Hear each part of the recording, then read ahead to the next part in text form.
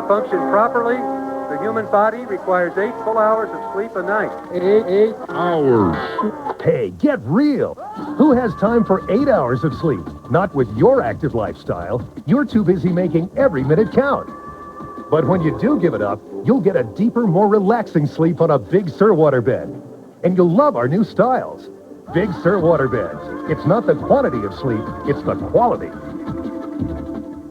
Football fan, a supporter, follower, admirer, rooter, or enthusiastic spectator. Football fanatic, a zealot, die-hard, extremist. In other words, any maniac willing to dress up in full regalia and tailgate for hours on end just to support the team. Play Football Fanatic at Oneida Casino December 4th through January 4th. For automatic drawing entries for trips for 2 to the postseason bowl games in Tampa or Hawaii. Scratch game pieces and win Packer tote chairs, blankets, collector pin sets, or match plays instantly. Play Football Fanatic and win only at Oneida Casino, Green Bay.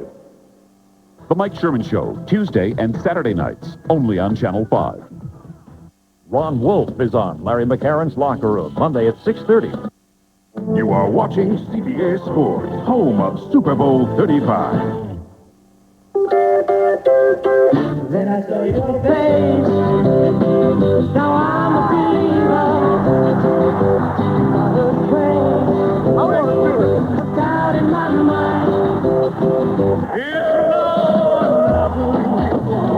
Fighting to go to the playoffs. Tomorrow. Hopefully we'll win this week. You obviously have to win these football games. It's my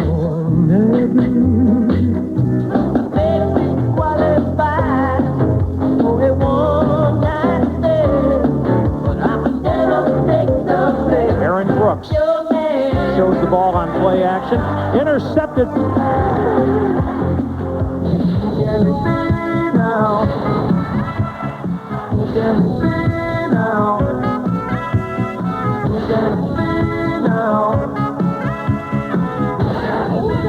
Back in the hunt, baby. Back in the hunt.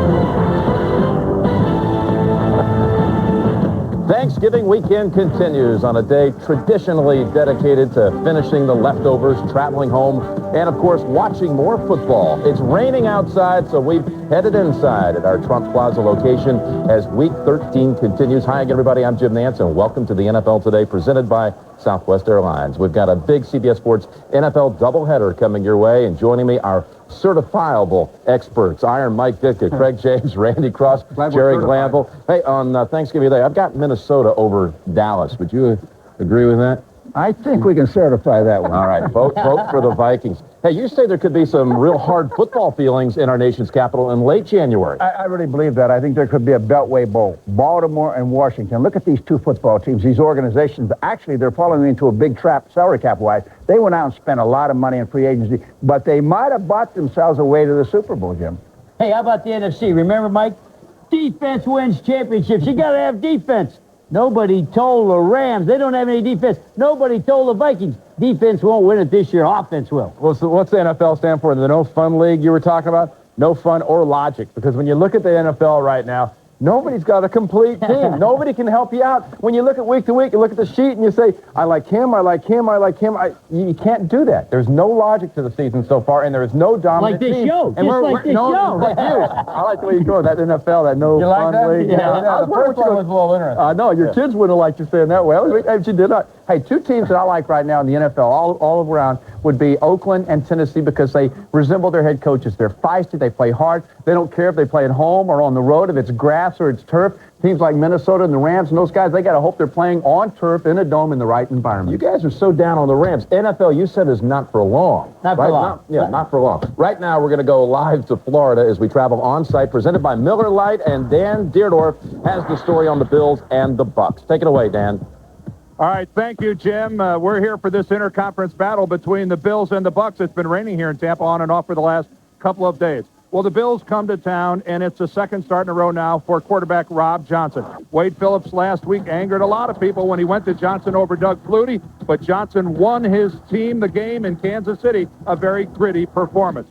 Well, here in Tampa Bay, a hugely frustrating week because they lost to the Chicago Bears last week, a team they beat 41-0 earlier in the season. It blew up yesterday when Warren Sapp lashed out in the paper criticizing the team's offense, especially offensive coordinator Les Steckel.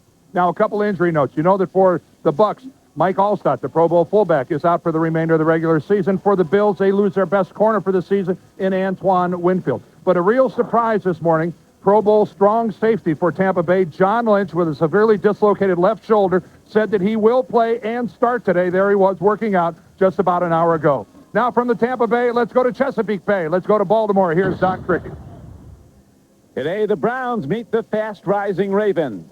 It's been 23 years since the city of Baltimore has hosted an NFL playoff game. But these Ravens, with their great defense, plan to change all that. The Ravens get upset when they give up a first down, let alone points. They have 4 shutouts already. A change at quarterback has ignited the Baltimore offense. Tony Banks started the season and struggled. Now Trent Dilfer has come out. He's really moving the team, and his dream is to go back to Tampa for Super Bowl 35. The Browns have forced 11 turnovers in the last 2 games, but the question is, can they score on this Baltimore defense? In September, they could not. Now we go to Cincinnati into Charles Mann. The weather forecast calling for temperatures in the 40s and rain here in Cincinnati at the new Paul Brown Stadium, where the big story this week is Scott Mitchell's injured knee. Yesterday, he tested that injured knee on a water treadmill, and today he went out on the field and decided not to give it a go. Achilles Smith will return to the starting lineup. Another main story is the running backs, Corey Dillon and Jerome Bettis, both looking to hit 1,000 yards rushing on the season. And it's safe to say that the team that controls the line of scrimmage today will probably win this game. That's the story here. Now let's send it back to New York and Jim Nance. All right, thank you, Charles. And again, this is a doubleheader day on CBS. Many of you will see Miami at Indianapolis, such a critical game. Elsewhere, Denver at Seattle, Kansas City visits San Diego, and Tennessee takes on Jacksonville. What a difference a year makes in that matchup. Last year, the Jags hosted the Titans in the AFC title game, but this year has been a struggle for Jacksonville. Tennessee quarterback Steve McNair will be a game-time decision. He sprained his right thumb in practice on Wednesday, and Neil O'Donnell will go if McNair can't. Craig, what about the Titans' fortunes here today? I think it all rests on the offensive line's hands. I mean, this is a smart, tough offensive line that physically believes they can dominate Jacksonville. They've done it in the past. What makes them think they can't do it again in this ball game? I think they're going to go right at them. Eddie George is going to run the football 30, 40 times. And now T.J. Slaughter, the middle linebacker, starts as a rookie. Hardy Nickerson isn't there, Jerry, and I think that's a real problem for Jacksonville's defense. Well, I agree with you. Jacksonville got out hit the last 4 games. They just physically couldn't stand up to them. But last week I got excited because Jacksonville out-hit a tough team. They out-hit the Pittsburgh Steelers. And if you can physically get after the Steelers, I think they got a chance today. So you think they might be back? Might be back. Okay, listen. Time for them to win. Later today, Denver is at Seattle, and the resurgent Broncos will again start Gus Frerotte at quarterback for the injured Brian Griese. Last week, Frerotte put up some Elway-esque numbers, 462 yards, 5 TDs against San Diego. Mike Anderson, by the way, will again start at running back in place of Terrell Davis. For the Seahawks, Brock Heward will start at quarterback. And let's take a look now at the AFC West standings. Denver trails Oakland by 2 games, but they've beaten the Raiders head-to-head twice. Randy, what do you see for the Broncos down the road? Oh, that great performance by Frerotte and the Broncos. Great comeback at Mile High. It was against the 0-11 San Diego Chargers. Just relax a little. That's mean. There's no Griese. They lost him 2 weeks ago when he decided to trade his season for that shoulder in that night against the Raiders. There's no Terrell Davis. He can't seem to recover from these injuries. They lost Ray Crockett. They might be 7-4 guys, but this is a team that is not going to go to the playoffs. They're going nowhere but down from here. Wow. Well, you know, the amazing thing to me in Seattle, I think starting out this season, they had a go-to man, John Kitna. I think what's happened, the coaching staff has lost complete confidence in this guy. Hey, 2 weeks ago, the guy's the MVP of the AFC. I mean, he played great in the game against Jacksonville. Now he's sitting on the bench. Now, that don't make any sense to me. I think this is a team that's going to use those draft picks they got to go out and find a quarterback when the season's over. Hey, Coach, we got a unique situation today with the Heward brothers. Brock starting, Damon starting for Miami's first time ever. 2 brothers have started the quarterback on the same day. Now, we've had other brother combinations who have started during their careers, but not on the same weekend.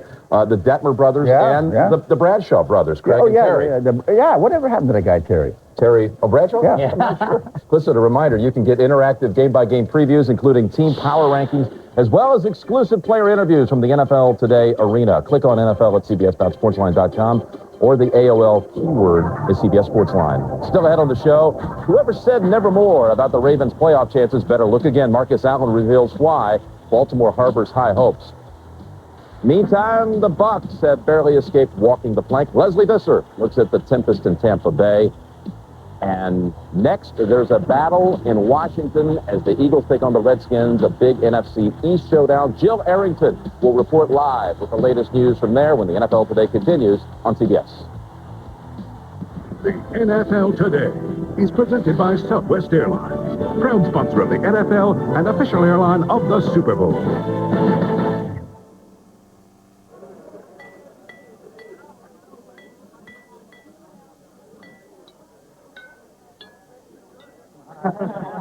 Keep going, keep going.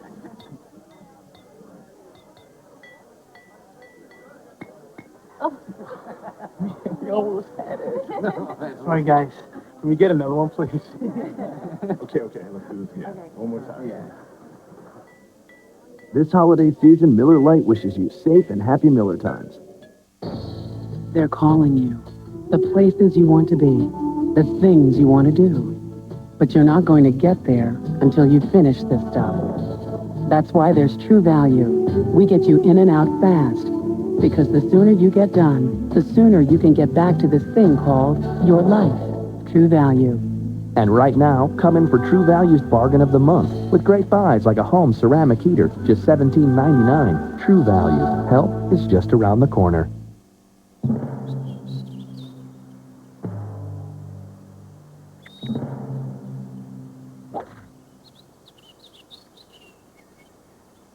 Need sports equipment? Go to MVP.com.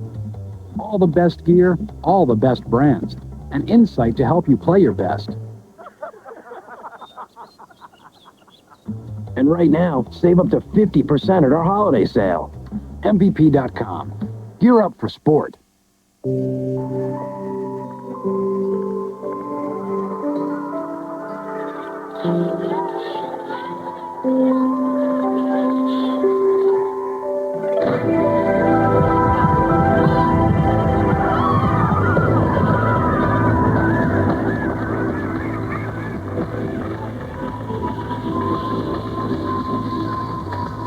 Escape to a better place. Sony Vega. A typical day for the IT manager. Everyone wants everything now. Luckily, there's CDW, your direct solutions provider. CDW uses 50,000 top-name products to give you complete systems, including custom configuration and pre-installed software. Why get hung up in work when CDW is here to make life easier? CDW, computing solutions built for business. Visual, and you have the lead on the right. There's the lead on the right. Sights on. Left 9 now. Coming home. You got the airspeed on me. Visual. Oh, there you are. Darn, I was hoping you wouldn't see me. Yeah, it's my turn to gut track. Let's do that one again. Okay? Just in case you didn't catch the number the first time. Monday, need a good babysitter? Hi. Don't count on the King of Queens. I don't know what to do. Then, for heartfelt laughs and combustible fun, Remember when we bought that toilet seat with all those coins in it? Remember when we cracked it open and paid the pizza guy? catch an all-new Yes Dear after an all-new King of Queens CBS Monday. Time to plug into the IBM Power Poll. The bottom 5 starts with a pair of Thanksgiving turkeys, Dallas and New England, followed by the bottomed out Buckeye Brigade and the winless Chargers. Take note, though, in the top 10, I take no credit for this.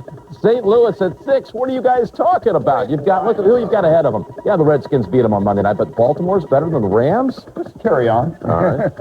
We'll see who's there at the end of the season. I guarantee the Rams will be pretty deep into this thing come January. Welcome back to the NFL Today, and 2 of our top teams, the Eagles and the Redskins from the poll, will meet in a huge NFC East showdown. Washington won the earlier contest this year, 17-14 back in Week 6. But Philadelphia sits alone atop the division. Jill Arrington is live outside our nation's capital with all the latest. And Jill, welcome to the NFL Today.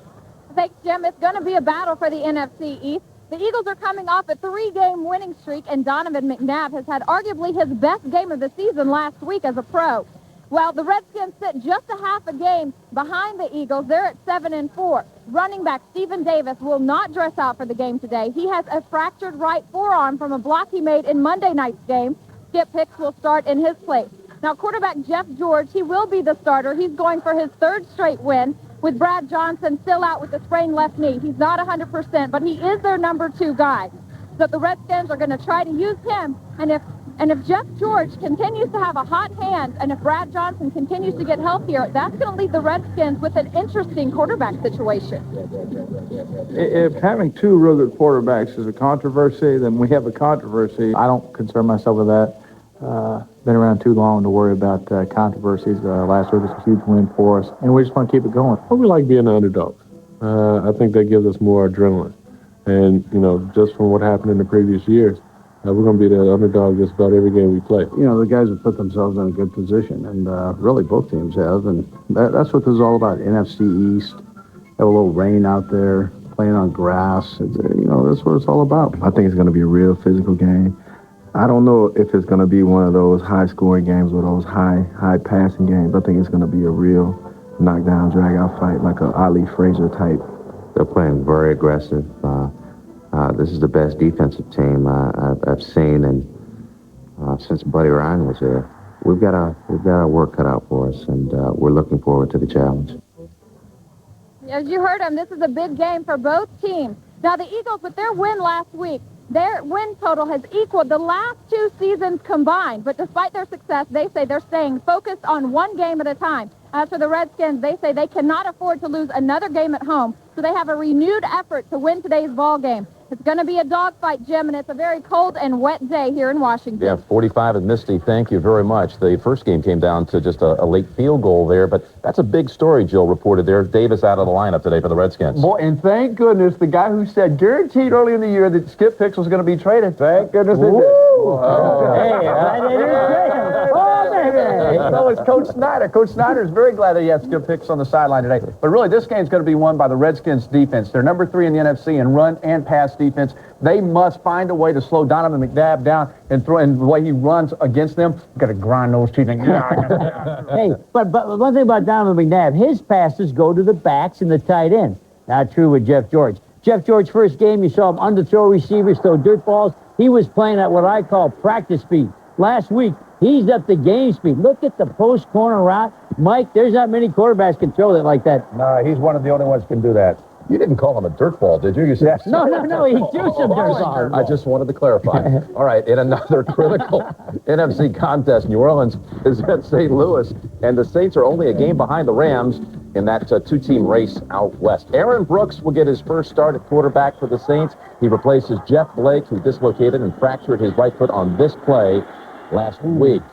Gerald Moore starts at running back in New Orleans, again with Ricky Williams out. Meanwhile, it could be the last start for Rams quarterback Trent Green, as Kurt Warner now. We expect him to return to the lineup next week. What about this one today? Well, I want to talk about the Saints. And everybody says they got no chance to win this football game. They do have a chance to win this football game. What they have got to do, they've got to get big production out of their defensive line and linebacker. They've got to pressure Trent Green. They've got to get some turnover because they cannot keep up with those receivers in the secondary. Well, there's nothing but mismatches out there for the Rams. The Rams have got to look at it and just lick their chops. But they got something to worry about. Last week, Jim Hannafin's offensive line gave up 6 sacks to the Washington Redskins. They've got to rally hard against this team today because they're going to have a huge problem keeping Joe Johnson and them off their quarterback. We could look up. Grit those teeth. I think we're going to see the Rams racking up some major numbers again today. Coming up, the Cowboys couldn't stop Randy Moss on Thursday. Then again, is there anyone who can stop him? Would you believe one of our coaches did? Catch that next when the NFL Today continues.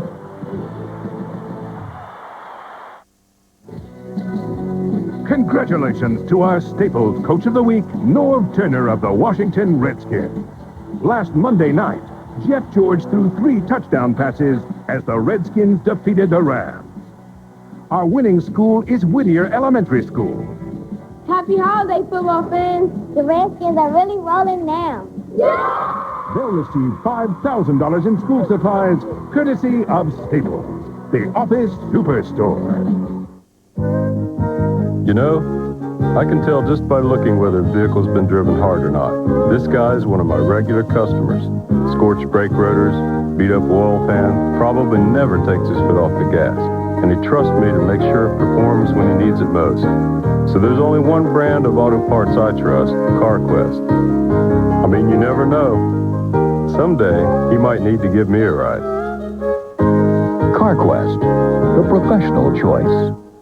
All right, guys, go out there and skate hard, okay? Like a rock, I was strong as I could be. Like a rock, nothing ever got to me. Imagine how dependable you have to be to carry somebody's dream. Like a rock. Chevy Truck, proud sponsor of the U.S. Olympic team. Let's see, college in 4 years, costs up 40% over the next 5. Somebody do the math here. It'd be great if our money would grow as fast as these kids. I can't believe Paying for college be as painful as this? Hey, that kid just dropped a pretzel? Because I like pretzels. I really like We'll be able to help with their I education. wonder if we should have put that money in a trust. Maybe we would have... I hope she was kidding about college in Hawaii. Thank you, Payne Weber.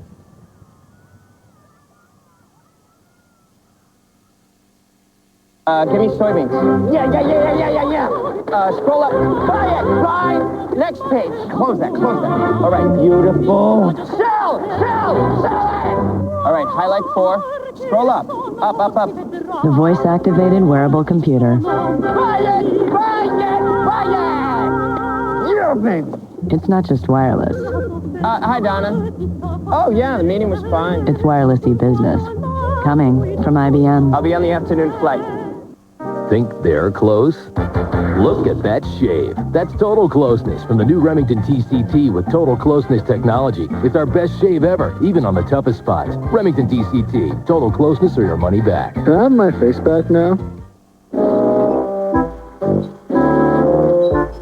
Apparently, some people don't know Dremel also makes cordless rotary tools. Dremel cordless rotary tools. For every problem, there's a Dremel solution. Everyone thinks this admiral is guilty of war crimes. Did you see who killed him?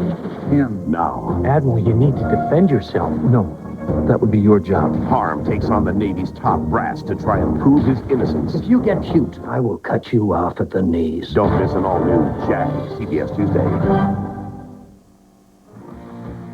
Welcome back to the NFL Today as you look at our 2 coaches raining outside, so we bring them inside. Now, wait a minute.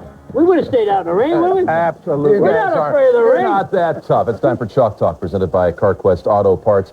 I have to ask, Randy Moss off that performance on Thanksgiving Day, maybe the best ever at his position. 7 catches, 144 yards, and 2 touchdowns. What do you think, Jerry? Well, I don't know if he's the best receiver ever, but I think he may be the best athlete that ever played that position. Watch this. Watch him get his feet down, coach.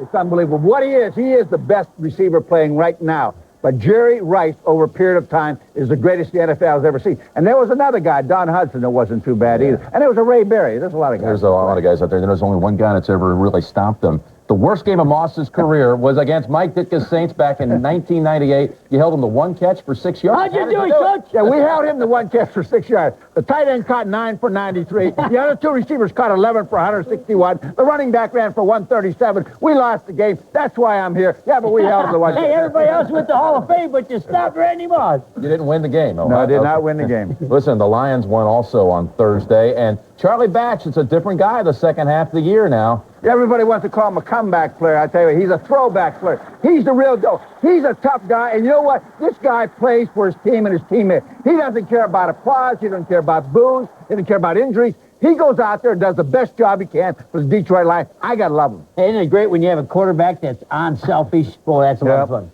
Hey, while we're talking about the Lions and Vikings, they will meet on Thursday. We have a clinching scenario as we take a look at the Central Division standings out of the NFC. If Tampa Bay loses today and the Minnesota wins on Thursday, the Vikings will clinch the NFC Central. Who do you like in that game? Well, Detroit has one advantage. Detroit, I think, Coach, has a better offensive line than the Vikings have a defensive line. But I don't think that adds up for enough points. Minnesota will get too many points. I tell you, Detroit will play their heart out. And reminiscent of a game back in 1985 when the Bears went up to Minnesota and they had a game they were losing. McMahon threw 3 touchdown passes. We won that game. That propelled us to the Super Bowl. Maybe Detroit can do the same thing. I remember that game. Those were all in the second half of McMahon touchdown throws. Listen, the Giants will play the Cardinals tonight. Dave Brown is expected to start a quarterback for Jake Plummer. On Wednesday, Giants head coach Jim Fossil went out on a limb with a prediction and challenged his squad to prove him right. You got the laser, you put it right on my chest, I'll take full responsibility. I'm raising the stake right now. This is a poker game. I'm shoving my chips to the middle of the table. I'm raising the ante. Anybody wants in, get in. Anybody wants out, get out. Okay? This team is going to the playoffs. He says we're going to the playoffs. What do you think of this poker-like strategy? Well, really, I think he's trying to get his team to believe that. He's trying to get his own team to believe that. I don't think that's a big statement. I think everybody thinks the Giants are going to the playoffs. What I want to do, well, he guaranteed me they'll win a playoff game against a good team. But I'll tell you one thing, Jerry. They are not going to the playoffs unless they start playing smarter and tougher football than they are. You look at the stats from last year. They're better on offense. They're better on defense. And their record's better right now. And everybody's saying this is a soft team. The quarterback story, let's get this one in real quick. Kansas City at San Diego. Warren Moon, at 44 years old, becomes the second oldest starter because Gerbach's out with an injury. Moon goes for the Chiefs today. He formally started for you, Jerry. Well, what Warren Moon has to do, he'll see the blitz. He has to have enough quiet in the stadium to audible and get out of the blitz so he can get away. So the San Diego crowd can be tough on Moon if they make some noise. The sequel to this movie will be Moon under San Diego because he'll be under their football player. They're going to kill him with the blitz, and they're going to prove that a 44-year-old man should be doing something else besides playing quarterback in the NFL. Can Ryan Leaf back up that performance he had last week in the Mile High City? 3 touchdown passes, best he's ever played. Well, no one ever questioned his arm. You know, if his brain's working, his arm will be fine. But sometimes his brain doesn't work. But one thing about San Diego, they've proven all the other quarterbacks cannot play, so they might as well play this guy and find out. Again, that's Kansas City, San Diego later, a game that some will see right here on this doubleheader day on CBS. Thank you, coaches. And still to come, a look at the AFC's Wild, Wild East, including Craig's visit with the consistently inconsistent New York Jets. We're back in just a moment. Also ahead, it's been an up and down year for the Bucs. Can Keyshawn and company save Tampa's season? And the Ravens have the league's best defense. So why are they afraid of one little word? Marcus Allen report. The NFL Today is sponsored by Southwest Airlines, proud sponsor of the NFL and official airline of the Super Bowl. America's Airport. No one comes close. And by Blockbuster. We'll find more copies of new releases than ever before. Get your movie and go home happy.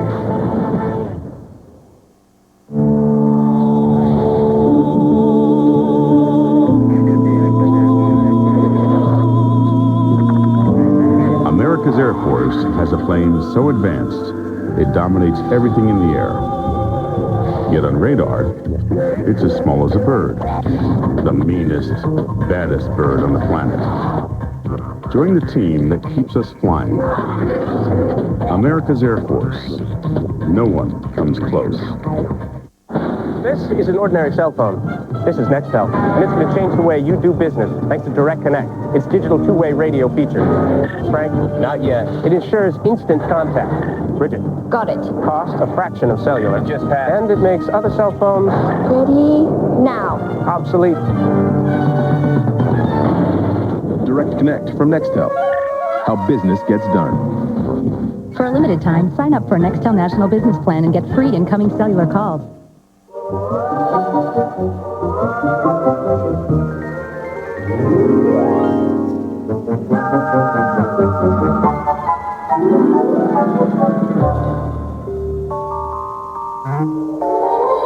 Get to Best Buy and get the gifts everyone looks forward to. Like a $400 Best Buy shopping spree when you sign up for 3 years of MSN Internet access. It's easy to switch to MSN. Try it today. Turn on the fun. Best Buy. This is not a photo. It's a digital image. And this is not a photo, it's a computer image. It's not a photo until you print it on jet print photo paper. So you print this on your inkjet printer? Whether you get images from a digital camera, scanner, photo CD, or email, Jet Print Photo lets you print studio quality pictures at home. When you can get the look and feel of professional photos, why settle for anything less? Jet Print Photo, how digital photos are finished. I fire up scores in real time, dissect games, research teams and players, check in with the experts, and stay on top of breaking news. CBS Sports Line, when you've got to know more. Becker, Mondays on CBS. It's all here. To function properly, the human body requires 8 full hours of sleep a night. 8 hours. Hey, get real. Who has time for 8 hours of sleep? Not with your active lifestyle. You're too busy making every minute count. But when you do give it up, you'll get a deeper, more relaxing sleep on a Big Sur waterbed. And you'll love our new styles. Big Sur waterbeds. It's not the quantity of sleep, it's the quality. It changed the rules. And with each innovation... This is a national sales alert from Dodge. Effective immediately, you can get low 0.9 financing for 60 months on 2000 Dodge Dakota and Dodge Durango. You can now save over $4,000 on Dakota and save more than $5,600 on Durango. You can still get 0.9 shorter-term financing on 2001 Dodge Ram or up to $2,000 cash allowance. Magnum Power. See the friendly Dodge dealer near you. You are watching WFRV TV, Channel 5.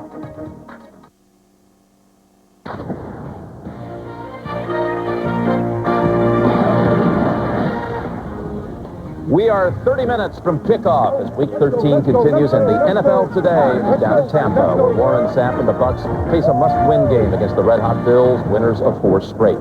Sapp has 11 and a half sacks but came up empty in last Sunday's loss to the Bears. We'll hear from him shortly. The NFL today is also in Baltimore, where the 8-4 Ravens welcome the 3-9 Browns. Trent Dilfer has lifted the Ravens to 3 straight wins and second place in the AFC Central. More on their story coming up.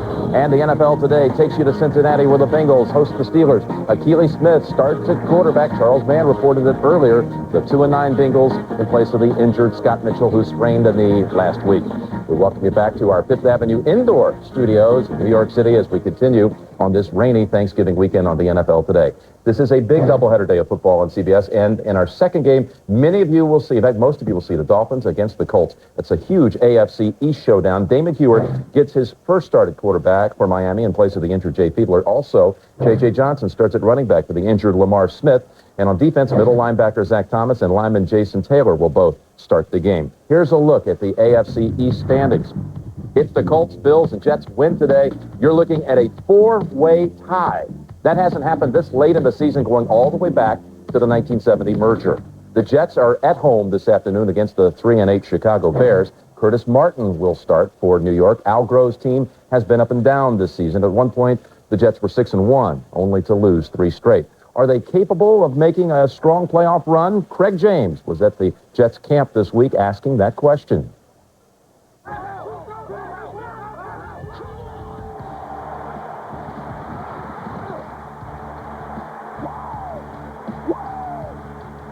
Through the middle, touchdown. I have no quarrel with our preparation every week. Craig, it's the peaks and valleys of execution. Testaverde back, in trouble, throws underneath, the catch is incomplete. At this point right now, we need everybody's best game every week, not 3 weeks from now. Al's actually giving each player a flashlight to put in their locker, and it's a symbol for if everybody comes to the game with their light on, the more lights that are turned on, the better, the brighter it's going to be, so the better the chance we'll have to win. It's not always the team that has the most talent that wins. The best team always wins. Back in the hunt, baby. Back in the hunt. Beating a team like Miami, which is hard to beat, especially at their house.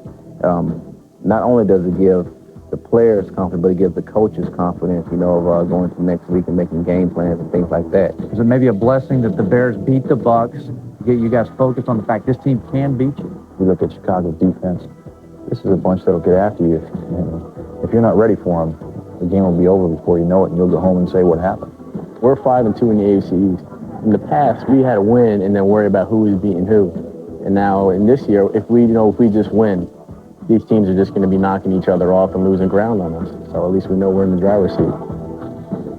You know, really, when you talk about the Meadowlands today, it's going to be very, very slick surface out there. And these guys were very kind. They allowed me to take a flashlight with me. Now, you notice that one of the lights is working. That's the team. Here's the big guy, though. That's Curtis Martin. His battery's down right now. With him playing in that game, it really helps them because now he understands what his injury is. It's the buttocks. This is a bothering him right now. If he can go out with that buttocks and play, I don't think they're going to have a problem. And I do like the way Al Groh has prepared a team that's really not real talented. Well, you want to talk about bothering? I look at the AFC East, and especially the Indianapolis Colts. You look at the Indianapolis Colts for the next, let's say, rest of the season, the schedule they have. Heck, look at the whole AFC East for the schedules they have the rest of the season. The Colts have got a brutal kind of murderer's row thing going on right now.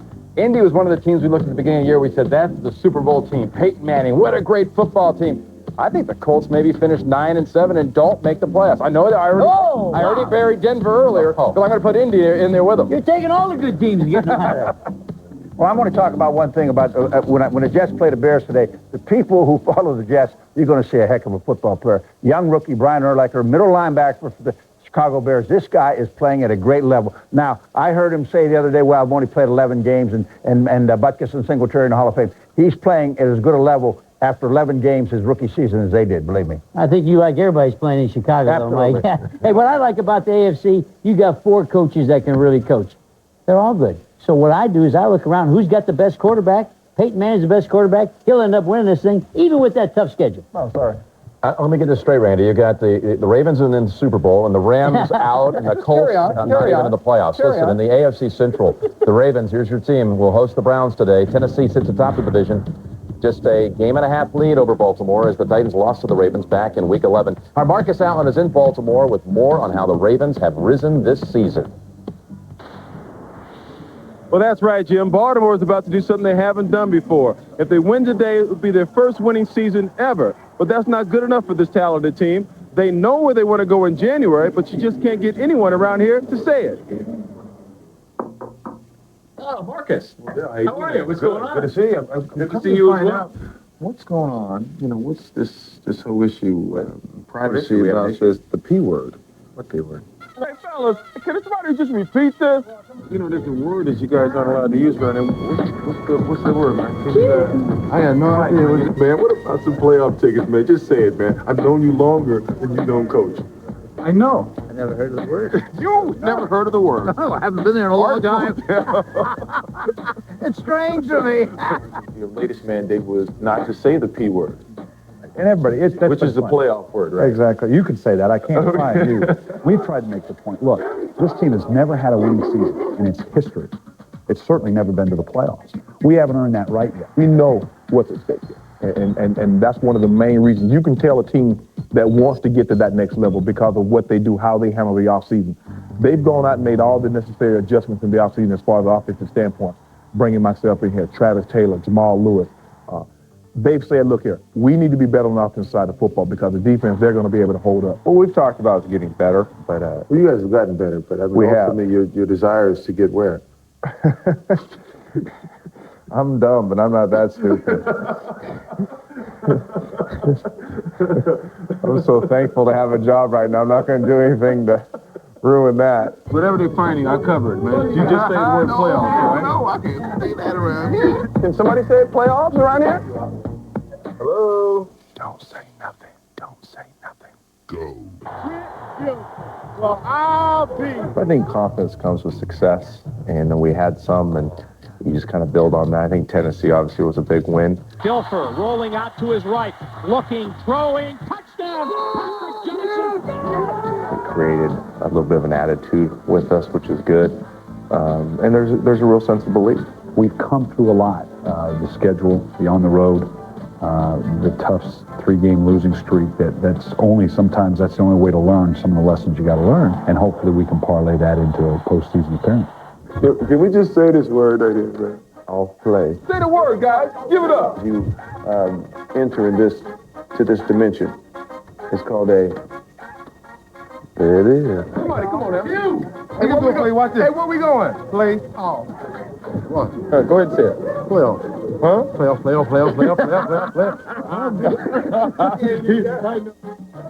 Well, I knew I'd get someone to say it, but if Tony Saragusa, who helped us out gets fined. I told him Mike Dicker will pick up all fines that are levied. This team is relaxed, they're excited, they're ready to go. But when it comes to winning, we're going to the playoffs. There's no laughing matter with these guys. As far as the weather is concerned, the weather is fantastic today. It rained yesterday. The field is completely dry. It's so nice. I think I can play with my boots on if I had to, guys. One other note, my brother Damon is quarterback in the BC Lions in the Grey Cup. I want to wish him good luck. Now back to Jim Nantz in the studio. Yeah, Damon's awesome up there in the CFL. You'll pay Syracuse's fine. I know you will. Absolutely. Here's what I don't figure out. Here's a coach that's not going to let him say playoff. I'd be saying Super Bowl, Super Bowl, Super Bowl. That's what the guy out in Minnesota is telling, because if you don't think it, you ain't going to do it. You are fired up. Right? Hey, listen, how about that defense is moving in on your Super Bowl champion record? That defense points allowed team of your Chicago Bears. Well, they may beat the record because they are a good defense, but I'll tell you one thing. I had the greatest group of guys I've ever been around. I had great leaders on my football team, just like they do. And I think we've played against a little better offenses than they're playing against right now. Well, the consistent thing on that team has been the defense. The offense was sort of persona non there for a long time. Everyone's talking about Trent Dilfer and the fact that it's been reborn the last few weeks. The biggest difference, Jamal Lewis in the running game. He's got Sam Gash in front of him here blocking on Randall Godfrey. He's got a big physical offensive line. He's got a surprisingly good run blocker in Shannon Sharp right there blocking the inside linebacker also.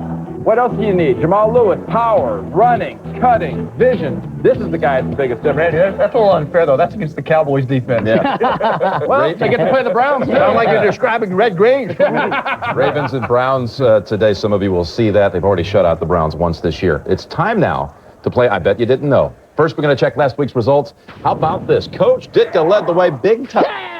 4-1. Jerry, Randy, and Craig, better luck this week, fellas. Season to date, Jerry remains just slightly ahead of Craig, so the belt returns to Coach Glanville. Oh, it's good to get it back. But, Mike, listen, we must take note of your effort and for such a dominating week. That was a one ugly-looking turkey leg, I'm telling you that. Thanksgiving Day leftover. John Madden would even like that song. Hey, listen, we're going to start off with the Dolphins against the Colts. The Dolphins have pretty good success picking off Peyton Manning 8 times in 4 games. Who wins today? Well, I'm going to go with the Colts because I think they're at home and I think they're going to get the ball to the big players today. I like Peyton Manning playing quarterback, but this defense in Indianapolis, they have 5 sacks last 5 games. They got to pick that up, but I think they win. Oh, I think the Dolphins are going to win because this is a football team that now knows how to finish.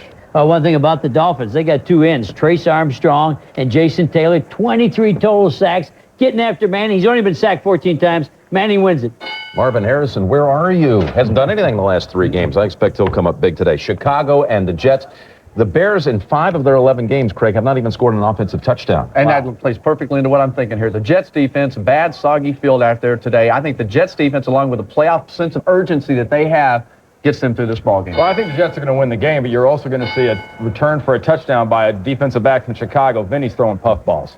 Oh, well, good point. You can't put all the pressure on Vinny. Let Bernie Parmalee carry the ball, win the game. Bernie wins this thing. I'm going with the Bears. I think the Bears are coming through. Matthews is 4-4. He's going to take a winning record with the Bears, 5-4. Bernie! I love that modulation there, Oh, yeah, Jerry. I That was lost good. my voice. Atlanta, Oakland, and we're hearing Tyrone Wheatley. He's got a banged-up leg, knee, and ankle, and all, but he's going to get significant playing time today. We're hearing Craig. Everybody on the panel says clean sweep Raiders today over the top. No problem. If he can't play Tyrone Wheatley, no problem, because they have Napoleon Kaufman running the football, and they still have a power game, and Zach Crockett, who has 5 touchdowns in the last 3 games, so they still have the 1-2 punch in the backfield. All right, Pittsburgh and Cincinnati, and it's been really a season of streaks for the Pittsburgh Steelers. We got another clean sweep here, Jerry. Everybody likes the Steelers today over the Bengals. Yeah, they should. I tell you what, Coach would call this a throwback. This is not a throwback game. This is a throwaway game. Neither team has a modern-day passing attack, so whichever back has a good day, I'm going with the bus to win them. Kansas City at San Diego. We already addressed the fact Warren Moon's in the lineup at the age of 44, but San Diego, I think this might be the day. They've blown 6 games in the last 3 minutes this year. And everybody talks about how bad their offense is. Their defense got to hold a lead once they get it, too. Well, I'm looking at it like this. Kansas City has outscored San Diego 76-10 in the last 2 games. Even if the Moon is under San Diego, I think the Chiefs win today. Do not fear. San Diego will figure a way to be 0-12. I don't think so. San Diego's defense, you played so hard. They deserve the win. The crowd's got to get involved. Chargers! This is their Listen, coming up, a look at what's been going wrong this season for Tampa Bay. Warren Sapp and Keyshawn Johnson tell Leslie Visser if the Bucs can refloat their sinking ship when the NFL Today continues.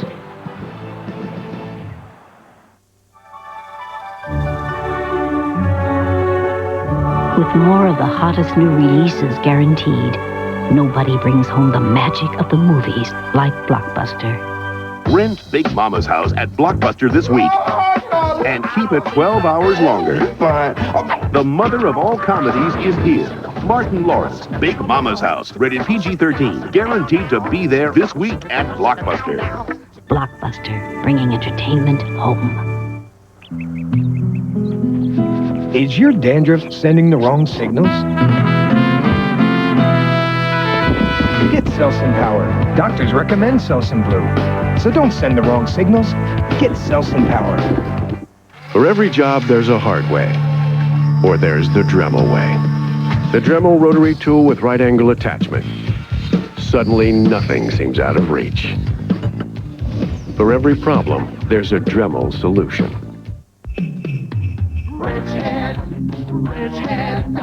Find the perfect gift during WrenchHead.com's Get Revved Up Holiday Sale. Gift certificates, stocking stuffers, whether it's for under the tree or in the driveway, we have it all. Plus, register to win a riding mower, leaf blower, and trimmer, all from Husqvarna, and more. The Get Revved Up Holiday Sale and giveaway ends December 26th, so log on to WrenchHead.com now. WrenchHead.com. Are you a wrench head? That's weird. I think it's closed. What's going on? It's closed. Seems to be the problem. Closed. Amazon.com changed the way people shop. Hello? Weird. That is weird. HP technology makes it happen.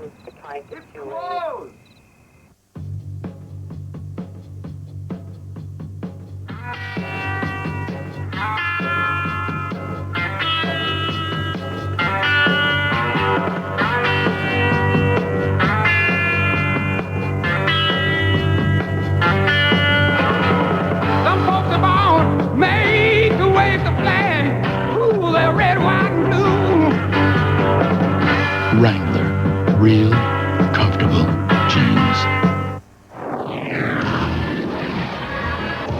That's not happiness to see me, is it? He was waiting for me. He knows. You did not meet my wife by chance. What are you saying? It's a con, and my wife is the grand prize. I want. You got a box big enough to hold $500,000. For? Killing my wife. Michael Douglas, Gwyneth Paltrow, Viggo Mortensen.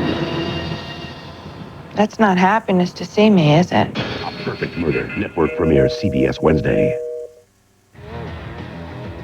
Down in Tampa, the Bucs' fortunes for today and perhaps the playoffs are riding on the arm of quarterback Sean King as they host Buffalo. King threw 2 interceptions, 1 taken back for a touchdown in last week's loss to Chicago. Welcome back, everybody, to the NFL Today. Leslie Visser joins us now, and that loss to the Bears last week, Leslie, just devastating to the Bucs and their playoff hopes. Yeah, Jim, it's been a strange season for the Bucs, you know, part bedazzled, part bamboozled. Well, the Buccaneers, who were so achingly close to the Super Bowl last year and who've added 3 Pro Bowl players since, are hoping Santa comes early and brings a deep passing game and maybe some offensive surprises. The quarterback, meanwhile, is learning that it isn't always great to be king. Week 13, and for Tampa Bay, is still a puzzlement. I wanna take you on a roller coaster. For every high, there's been a low. For every peak, a valley. Entering the final stretch, there are more questions than answers. Tell me about this offense. Some people say that you're either the highest paid decoy or a great receiver in a bad system. Oh, God. I don't know. I don't know what hey, all of a sudden I just didn't get bad, you know? So I don't know. I haven't figured it out yet. Well, what do you like about this offense? Right now, nothing. I kind of almost, you know, root for our defense to stay on the field forever because I know something good's going to happen. With the offense, it's too wishy-washy, too up and down. After 11 games, what grade would you give yourself? We'll see. You know, just because I've been up, I've been down. And the difficult part, I guess, for me is that, you know, we have so much talent around me and I'm learning and I know it's hard. So right now we're just working on, you know, getting that more even keel. Your offense has never been the focus or the foundation of the team, but do you think you need more from the offense? Just 17 points. That's all I've ever asked. I mean, it doesn't seem like a lot with the weapons that we have over there. And those weapons must now start firing. After today's game against the Bills, the Bucs face Dallas, Miami, St. Louis, and a season-ending showdown at Lambeau Field, made even more intriguing by the fact the Bucs have never won a game when it's colder than 40 degrees. You cannot deny the fact of the number of 0 and 18. I haven't played 18 games on 40 degrees. I think I played 3. So if you want to talk about the 0 and 3 that I am, then let's talk about the 0 and 3. Okay, because you got the another other 15 have nothing to do with me. That was BS. That was before SAP. So I don't know. That's the meaning of BS? Yeah, before SAP. I don't know. I don't know what that means, but I can guarantee you one thing. It won't be minus 40 in Raymond James Sunday. You said that to make the playoffs, you have to run the table. There's not much wiggle room there. No, we don't have much margin for error, and you never know what could happen. But I just feel like to guarantee it, we're going to have to do that, and that's the mindset we're in right now. Each game counts, and if you lose one of the next 5 games, there's a chance and a possibility that you will be home for Christmas. Have to win 5? Yes, starting this week with Buffalo. That's the only way you can start a win streak is start with 1. And this 1 starts in our house Sunday. Well, yesterday, Warren Sapp stirred up even more controversy when he criticized his own team's offense in the St. Petersburg Times, calling it below high school level. Here's what he had to say regarding those comments. I think it was the purpose of getting everybody's, voice from inside of me that was coming to me out in the open. And I think it was a situation where I took the bottle cap off of a shaking up soda. Well, a little bit of spill out, but we still got enough to drink and nourish ourselves to get ourselves in a position to win a championship. Because if I didn't say it, then everything stays bottled up, and we play tense and we walk around on eggshells. And we got too many great players and a great system and a great organization to go out and win some games, and now it's our turn. Well, as for quarterback Sean King, yes, it's only his 2nd year, but hey, Dan Marino and Drew Bledsoe went to a Super Bowl in their 2nd year, and look what Dante Culpepper's done, Mike, in only his 2nd year. Well, he's had an unbelievable season, but I want to make a comment about the thing I just heard. When I was a young rookie, 1961, I read something on a urinal wall. Actually, I'll tell you where it was. It was up in Milwaukee, where the Braves used to be. On the urinal wall? Yep, and it said very simply, what you see here, what you say here, what you do here, you leave it here when you leave here. Don't put your dirty laundry out in front of the media, because, gang, they're not your friends, not even me. I think, a coach has the ability to punish a guy or fine a guy if he has conduct detrimental to the team. And I think what Warren Sapp did is conduct detrimental to the football team. I spoke with Les Steckel, the offensive coordinator, this morning. Les Steckel's brain was able to get me this AFC championship ring. It's the same mind that got Tennessee an AFC championship ring last year. Les says they're going to be okay. Statistically, they're better this year on offense than they were last year. They need to be calm and patient there. Les Steckel knows what he's doing there, and Warren Sapp made a mistake by what he did. Well, Tampa's got to worry about an offense, all right, but I think it's the Buffalo Bills offense and Rob Johnson at the quarterback. He did a great job in that game last week, really rallied the football team. The offensive line was embarrassed the last couple times out. Look for him to rally against Warren Sapp and the defense in love with themselves. Hey, Mike, when you're looking at that urinal wall, did you get a phone number? We'll send it down on Warren Sapp. Hey, Warren, you got those voices speaking to you inside of your head? Take him to the coach. I get voices, but I tell these guys, don't tell anybody else. Yeah, but in those days, it wasn't a number. It was Fillmore 8277. Fillmore. Leslie, it just seems like bottom line that Tampa Bay has too many players who just like to hear themselves talk. Well, they all have personalities, which mostly we enjoy, and I think it's pretty funny because both Jerry and Mike had quite outspoken players over the year named Jim McMahon, Andre Rison, and Deion Sanders. Yeah, that's true. Thank you very much, Leslie. That's some story. The NFL Today continues in just a moment as Ravens running back Jamal Lewis gets ready to face the Browns. Lewis rushed for a career-best 187 yards last Sunday against the Cowboys. Needs just 75 yards today to break 1,000 yards for the season.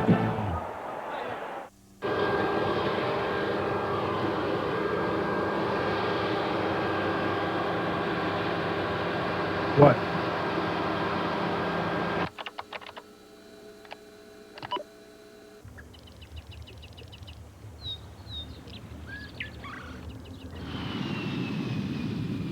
Log on now for Southwest Airlines $99 or less internet specials, only at southwest.com.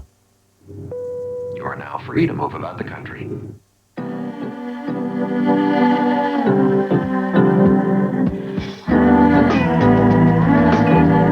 No two eyes see the same world. No two businesses are identical. And now, one company creates internet solutions unique to you. Fujitsu. The possibilities are infinite. They're calling you.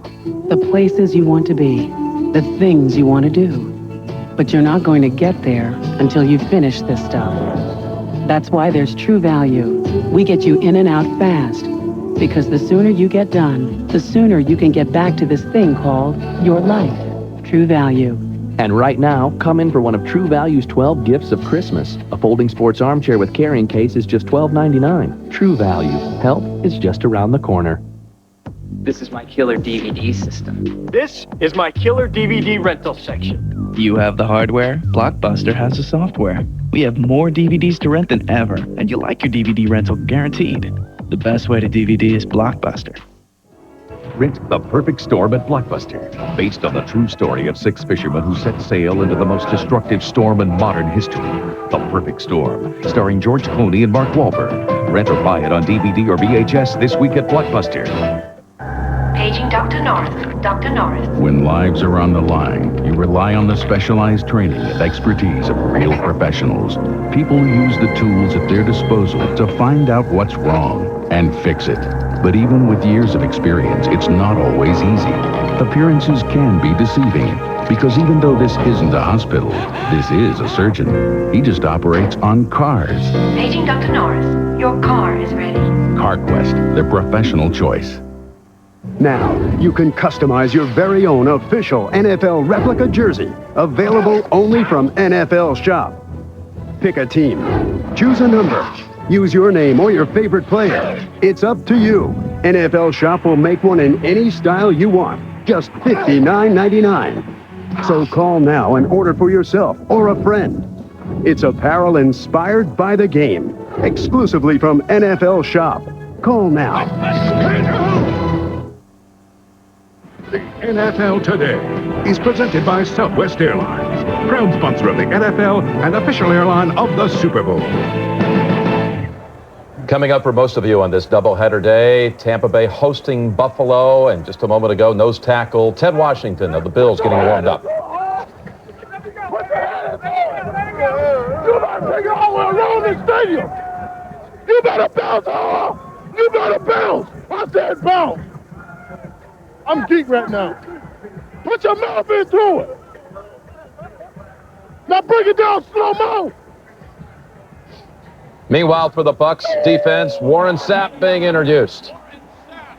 Craig, which one's the better defense on the field today? I think Buffalo today is a better defense than Tampa Bay.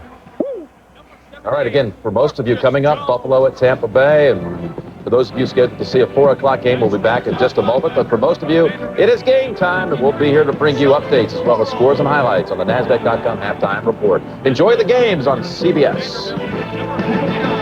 Jamie Duncan.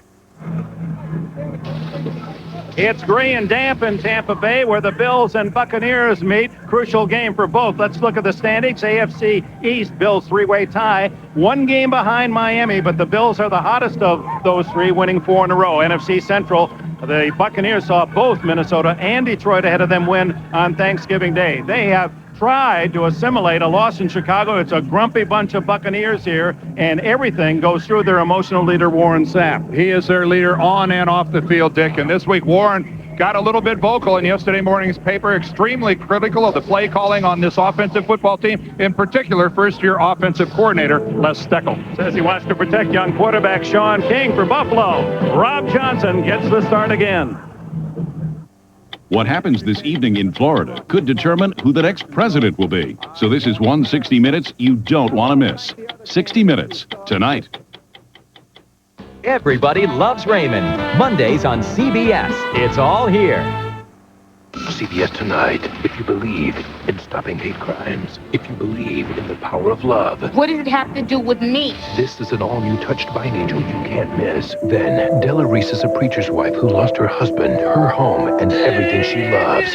Now, with the help of the town, You just can't kick Sophia out of her house. she'll try to regain her faith. I will not be pushed aside like some old furniture. Della Reese, Rue McClanahan, The Moving of Sophia Miles, CBS Tonight. Wake up to Hardee's. Treat yourself right to the best taste. biscuits in the Good Morning Light. Hardee's, America's best tasting biscuits. Now get Hardee's made from scratch sausage and egg biscuit for just 99 cents. 99 cents for a limited time. Go to Belton's for breakfast. Nobody can match. Biscuits and Hardee's, made fresh from scratch, just like Mama did. Presenting the best minivan ever, the all-new Dodge Grand Caravan. This is a national sales alert from Dodge. Effective immediately, get 4.9 APR financing on select all-new 2001 Dodge Caravans. 60-month financing can save you more than $2,400. So, see your Dodge dealer immediately. We now return you to your regularly scheduled commercial. See the friendly Dodge dealer near you. Become a holiday angel at Oneida Casino. Bring your donation of non-perishable food items to Oneida Casino's main casino mall now through December 17th. You'll help warm hearts and receive a gift of thanks with every offering. Receive a Holiday Angel game card for a chance to win angel ornaments, holiday videos, instant $500 cash prizes, or an entry into our second chance drawing, where 10 people will win $1,000 cash. Become a holiday angel and win through December 17th, only at Oneida Casino, Green Bay. Ron Wolf is on Larry McCarron's Locker Room, Monday at 6:30. Welcome to the following presentation of the National Football League from CBS Sports, home of Super Bowl 35.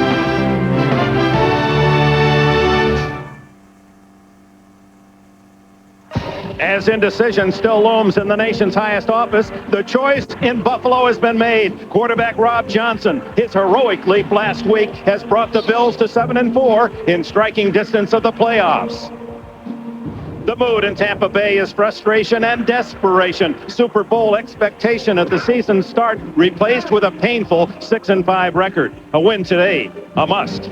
Buffalo, Tampa Bay, next.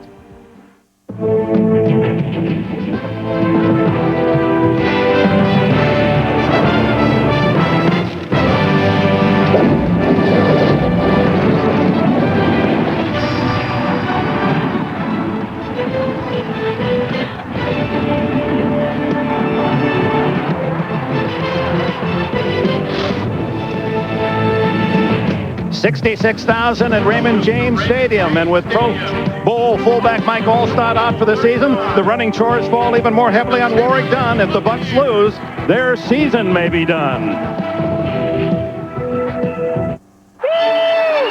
You ain't nothing. Shannon Sharp, Cleveland, has always talking trash. You're paying, baby. He's always trying to get inside your head. Seahorn, you don't know your elbows from your... And sometimes he can get downright nasty. I bet you pay transaction fees on your mutual funds. Your mama pays full commission. You know how to calculate a P/E ratio?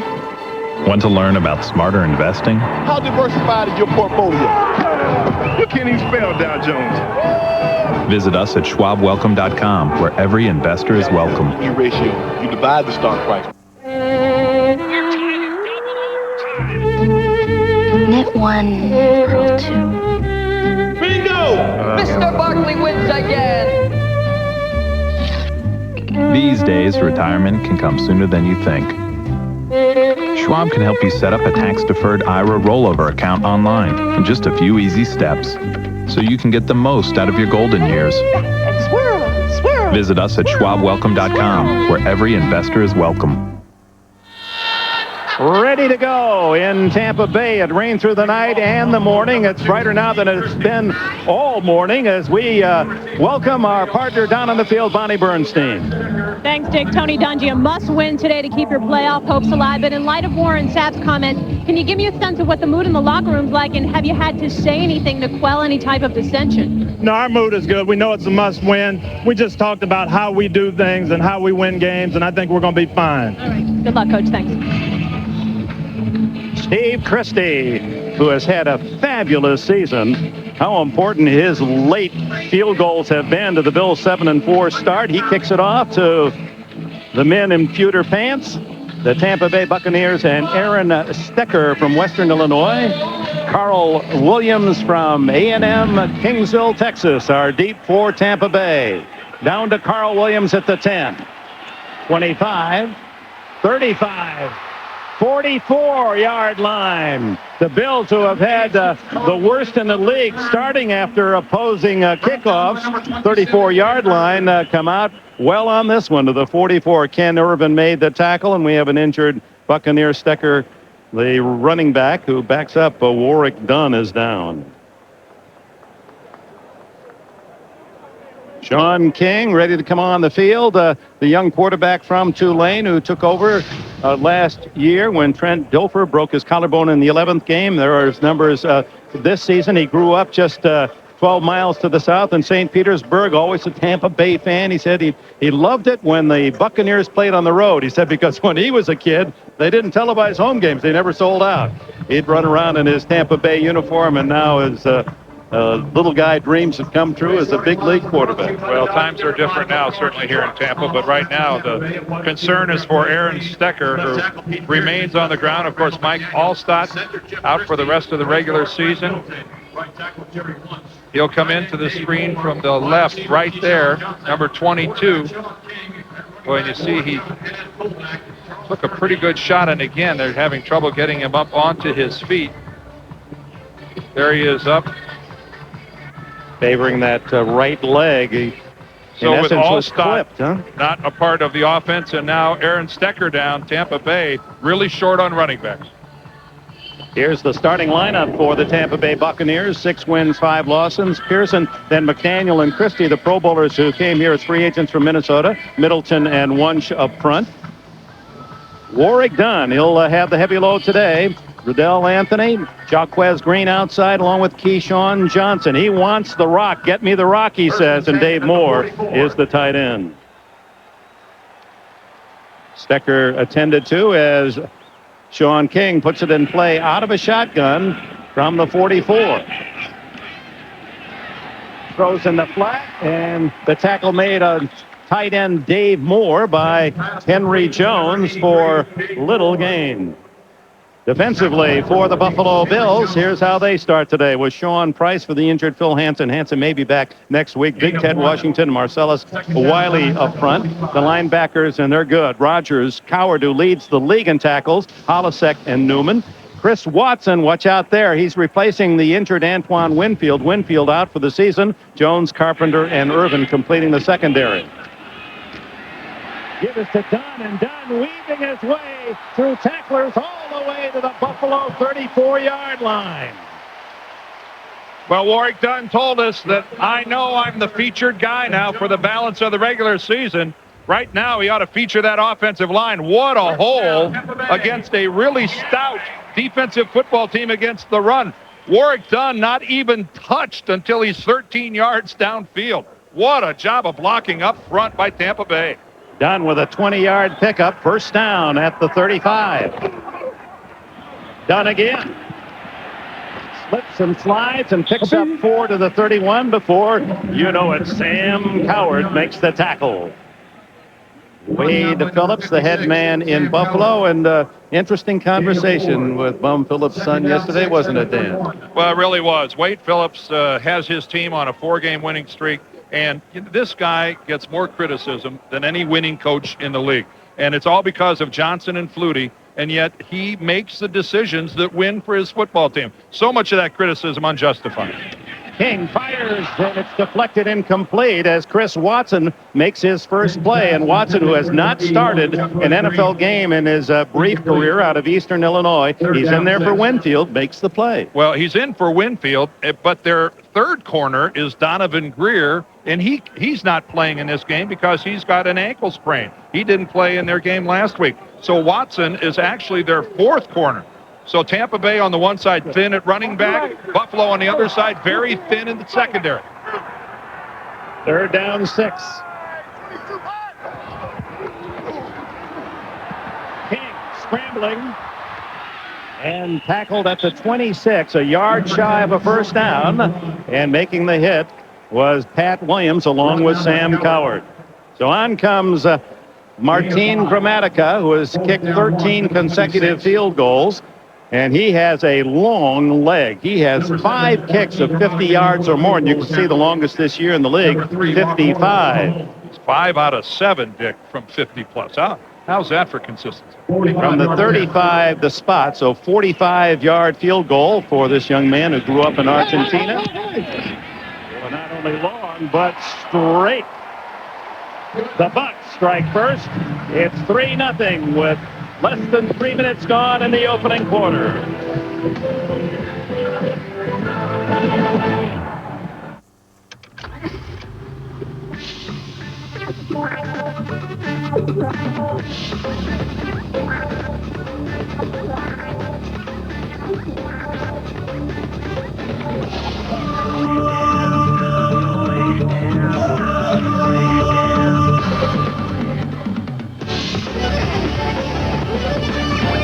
Introducing the Acura MDX, taking the SUV to a place it's never been before. That's weird. I think it's closed. What's going on? It's closed. Seems to be the problem. Closed. Amazon.com changed the way people shop. Hello? Weird. That is weird. HP technology makes it happen.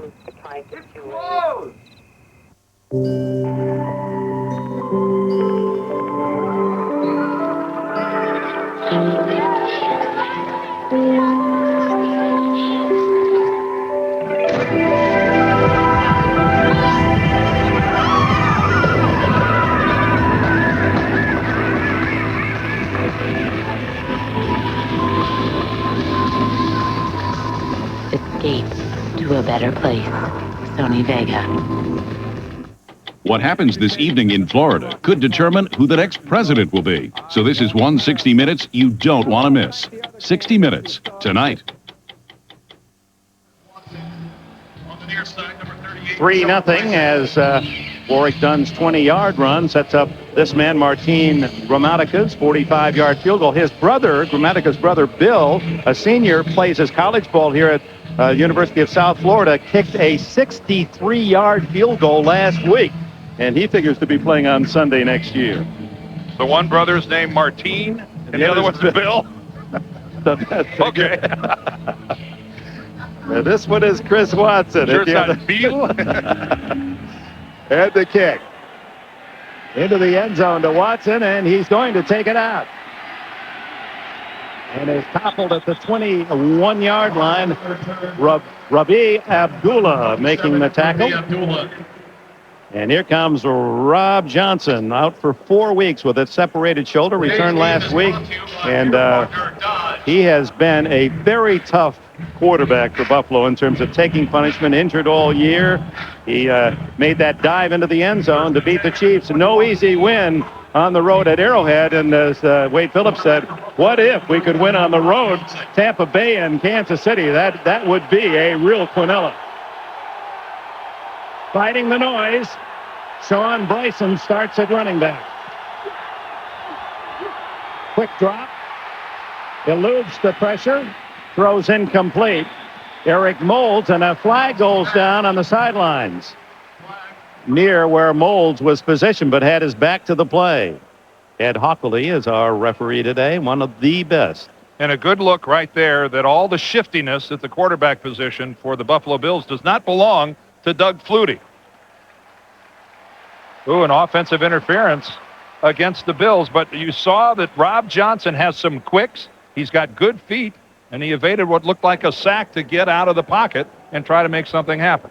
And by the way, well, first, Hockley. Before the pass was thrown, pass interference, offense, number 80, 10-yard penalty, repeat first down. Well, here's Wade Phillips' starting lineup,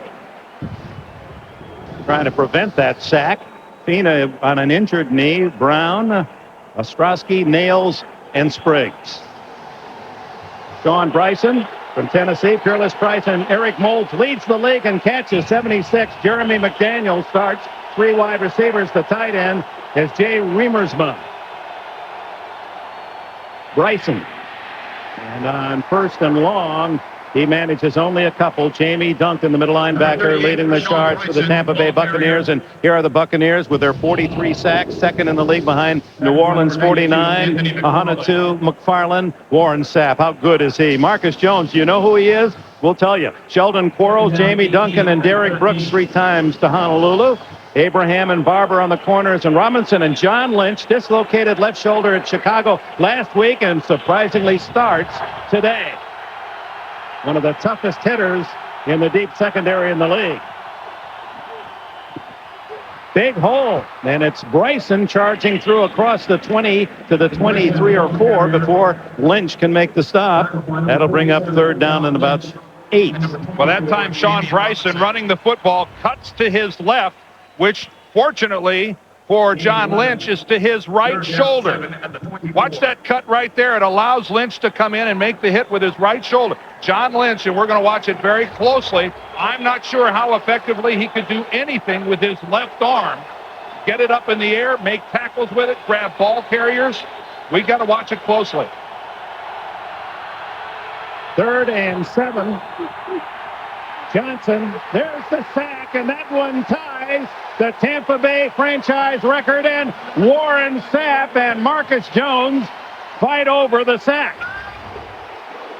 It looked like Warren Sapp was the first one there, and he just puts a whiff on Jamie Nails over at right guard. Warren Sapp, the first one there. It'll be interesting. Does he get the whole sack or a half a sack? He's chasing the club record of 13, which is owned by Hall of Famer Leroy Selman. And Marcus Jones has 11, only 1 half sack left and sack. Kicked by Chris Moore, and it's a beautiful spiral. Carl Williams at the 33, 45, 50, and to the Buffalo 47-yard line, and good field position again for the Tampa Bay Buccaneers. Just a bit over 5 minutes played in this opening quarter here in Florida, and the score, the Bucs 3, the Bills nothing.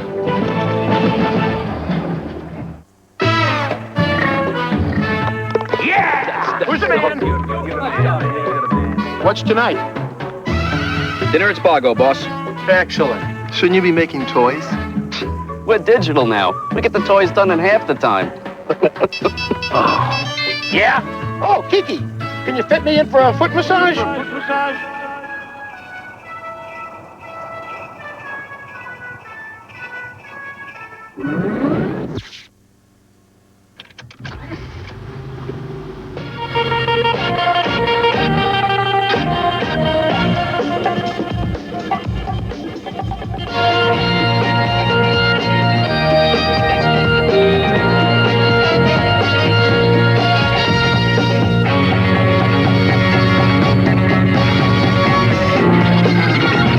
Introducing the Acura MDX, taking the SUV to a place it's never been before.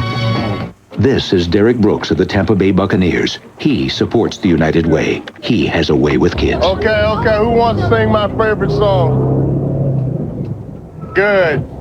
Who's my favorite player? Mr. Derek Brooks. 152 tackles, 36 assists, 2 times All-Pro. How many? 3 times All-Pro. Better. Let's start again. Who's our favorite player? Derek. Good. Derek. The NFL on CBS is sponsored by Acura. Introducing MDX, taking the SUV to a place it's never been before. Circuit City, imagine that. And by Subway, showing the world how great a fresh-made sandwich can taste. Subway, eat fresh. 47. Football Palace of the Tampa Bay Buccaneers will host Super Bowl 35 in January here on CBS. King and the Bucs start in Buffalo territory, and Warwick Dunn stops and starts and picks up 1 before Keith Newman could make the tackle. And for Newman, that's special. He grew up here in Tampa, went to Jefferson High School, was a tight end, then matriculated at North Carolina. Well, ground yardage is tough to come by against both of these defensive football teams. The Buffalo Bills ranked 3rd in the league against the run. They only give up 80 yards a game, so anything Warwick Dunn and the Bucs get here today, they're going to have to work hard for it. Dunn again on 2nd and 9, and he's met with a heavy hit led by Sam Coward and John Holosek. 3-0 Bucks here. Let's go to New York. Jim Nantz. All right, Dick, there will not be a Ravens shutout over the Browns today like their first meeting because Cleveland, in its first possession, goes 86 yards in 4 plays with Prentice scoring the touchdown, 7-0 Cleveland early. Let's go back to Dick and Dan. All right, thank you, Jim. The Browns 3-9 at the start. And of course, Baltimore 8-4. I would not have bet that would happen, that Cleveland would go right down the field against the Ravens. 3rd down and long. Shotgun Sean King.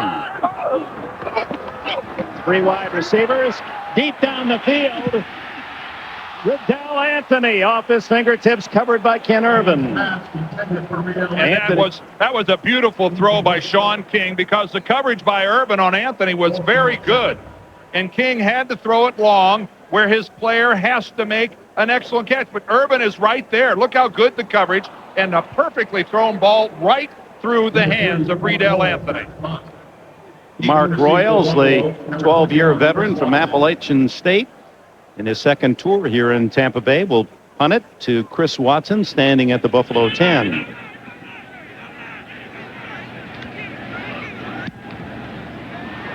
Wobbly kick. Watson fair catch at the 16-yard line. And that's where Rob Johnson and the Bills will begin with 8:27 remaining opening quarter here in Tampa Bay. Cover me, kid! I'm going in! Wow, now that's a 5 o'clock shot. Hey, what's going on here? Down in front! Check out this Weston! Roll it! Introducing our classic Subway steak and cheese sandwich on fresh baked bread with new Southwest sauce. It's one of 4 unique sauces that are giving Subway a whole new taste. Come and get them. Subway. Eat fresh.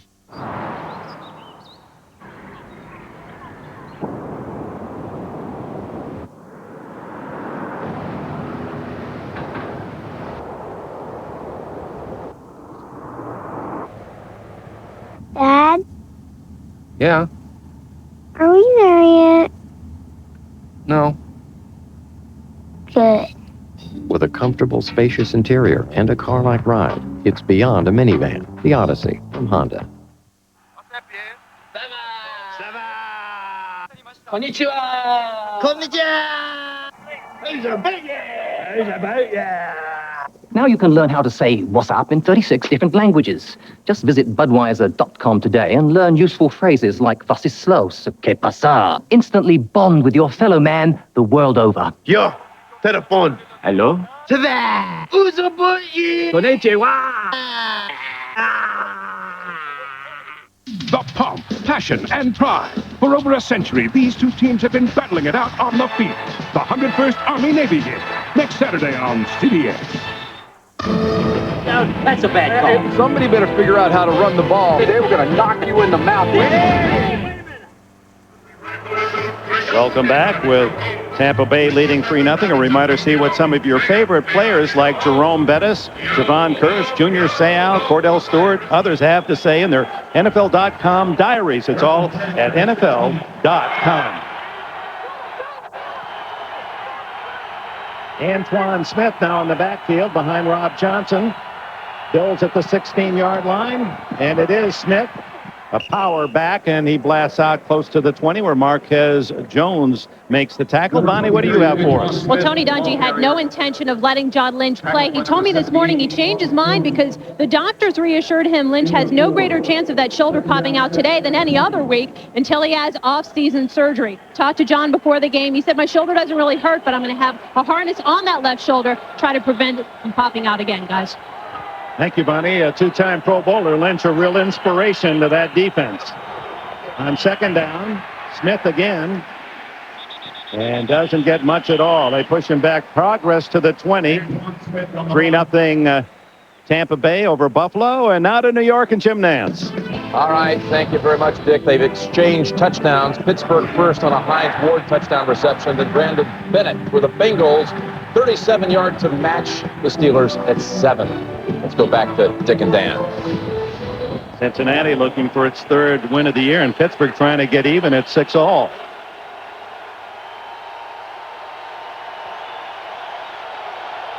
Fans making it tough on Rob Johnson.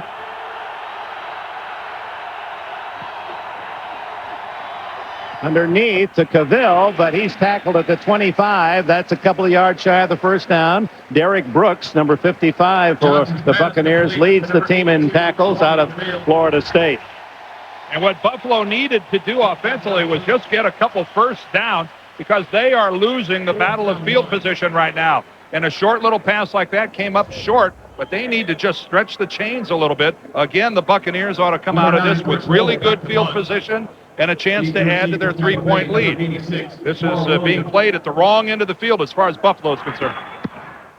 Moore's punt very high, but also quite short. Fair catch, Carl Williams at the 47-yard line. So again, Tampa Bay, 3 possessions, all 3 have started outside the Buccaneer 40-yard line. They lead it 3-0.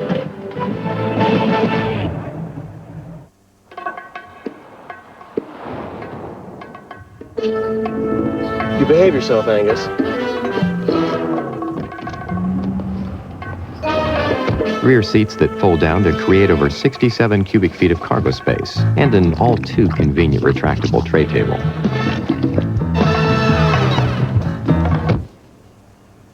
Good dog.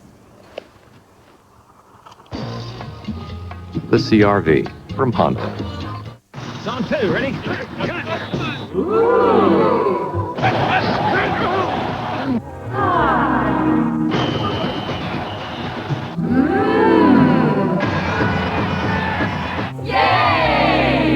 Pay with the American Express card. Score double Club Ramada points and your shot at a free Ramada getaway for 2, including airfare. For reservations, log on to Ramada.com or call 1-800-2-RAMADA.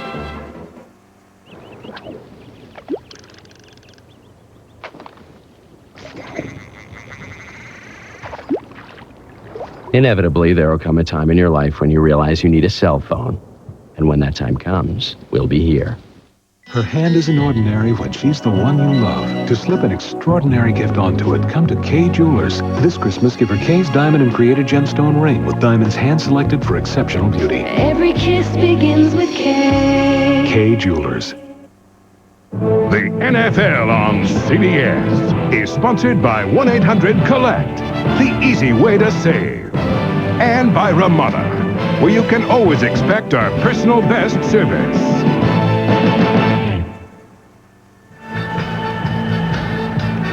Still can't figure out, Dan, how Santa gets down the chimney. That'll always puzzle me. Magic, Dick. It's magic. First and 10 at the 40. Happy Thanksgiving weekend, everyone. How many shopping days, Dick? I think it's 29 and counting. I'm a double XL, just remember. I got you. Great field position for Tampa Bay, and on first down, King going to throw, and he bites the turf for the first time as Sam Coward and Big Ted Washington meet at the quarterback. Well, it's a double blitz right up the middle. Take a look at this. There's John Holisek, 52. He occupies a blocker, and that frees up Sam Coward. It just come more up the middle than Tampa Bay has blockers, and that is a formidable sight when you see 350 pounds of Ted Washington blocking your escape route. Going up the middle was not an option for Sean King. 2nd and 17. And he goes down again as Coward back-to-back. It appeared he got a half a sack on the last with Washington, a full sack now. He had only 3 all season and 1.5 here in the first quarter. Well, Sam Coward, who played his collegiate football at Florida State, very comfortable back here in Florida. Sean King, absolutely no chance whatsoever as his pocket disintegrates. And again, for the second time in a row, the pressure right up the middle. No one picks up Sam Coward for the second time. Coward, whose mother, Harriet, has been campaigning for her son to make the Pro Bowl, emailing. He said the count is wrong there, too, here in Florida. He should be up there with the most votes. And 3 in a row. Whoa. The hat trick for the Buffalo Bills, and Marcellus Wiley gets the sack along with Newman following up. Ooh, I haven't seen that in a while, where an offensive possession is 3 consecutive sacks. Sean King has a little more time. He's not even close, though, to getting rid of the football. At least that time he had a chance to plant and look downfield, but Sean gave no hint that he had found anybody even reasonably close to being open. And the kick now by Mark Royals. And Watson checks the defense and takes it and is tackled immediately at the 31-yard line. Now Buffalo finally starts from outside their 30. They trail by 3. Oh, easy, boys, easy. Whoa, excuse me. Hey, is that a collect call? Who are you? I'm the 1-800 collect advice guy. Use 1-800 collect and save the people you call a buck or two. 1-800. How about a C-O-L-L? E-T. Can't spell collect without a T.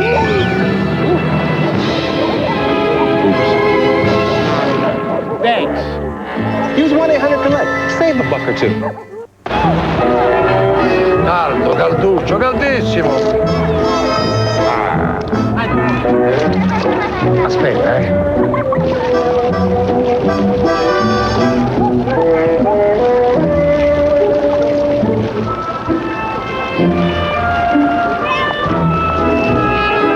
Wouldn't it be great if you could buy anything, anywhere, with your cell phone?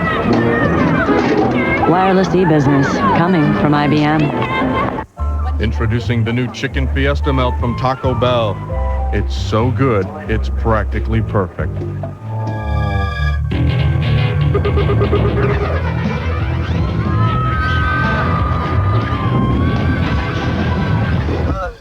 Sir, could you please try it before you mess with it? Grilled white meat chicken smothered in Fiesta salsa and 3 kinds of cheese melted just the way you like it, to perfection. Get it for a limited time at the Bell. To defend an admiral accused of war crimes, Harm takes on the Navy's top brass. If you get cute, I will cut you off at the knees. All new Jag, CBS Tuesday.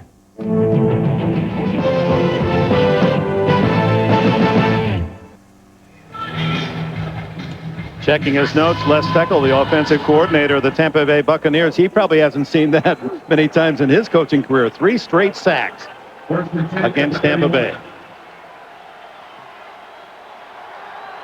3-0, the Bucs lead. The Bills now with a decent field position at the 31. Johnson throws quickly to the tight end Riemersma, and he's close to a first down just across the 40. Duncan and Brooks, the tacklers. Number 85, Jay Riemersma. Gain of 9, second down 1 at the 40. Well, Les Steckel got a surprise yesterday morning because the St. Petersburg Times had a headline where Warren Sapp was very critical of Les Steckel, the I Miss Shula, a reference to Mike Shula, who was here last year. Antoine Smith, and he stopped short of the first down. It was 2nd and 1, now 3rd and 1.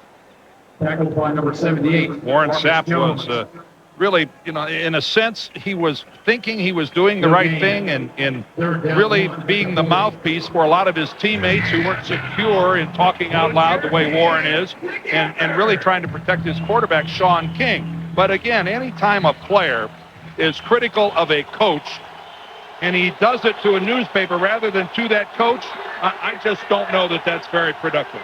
It seldom works. It seldom works that way. Johnson tripping as he makes the handoff to Bryson, and he's able to get around the corner and pick up just enough, it would appear, for a first down. Safety Damian Robinson ran him out of bounds.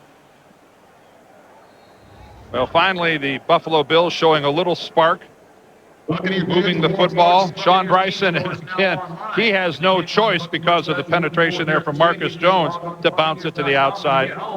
And Marcus Jones, what a guy, what a player this fella is. He plays next to Warren Sapp and doesn't get a lot of attention. 11 sacks so far on the season for this 50-year player, and you better learn who he is. First down, Johnson throws, and it's over Peerless Price's head, out of bounds. And time for another NFL report as we go back to New York. Thank you, Dick. We showed you Cleveland scoring first. Baltimore comes right back behind the legs of Jamal Lewis. He ran it 9 times on this drive and scored the touchdown to make it matching 7s in Baltimore. Back to Dick and Dan. All right, Jim, and Lewis proving week to week what a fine young back he is. Baltimore only a game behind Tennessee in the AFC Central.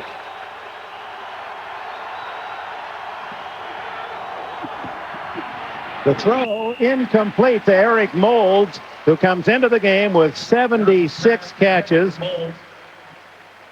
leading the NFL.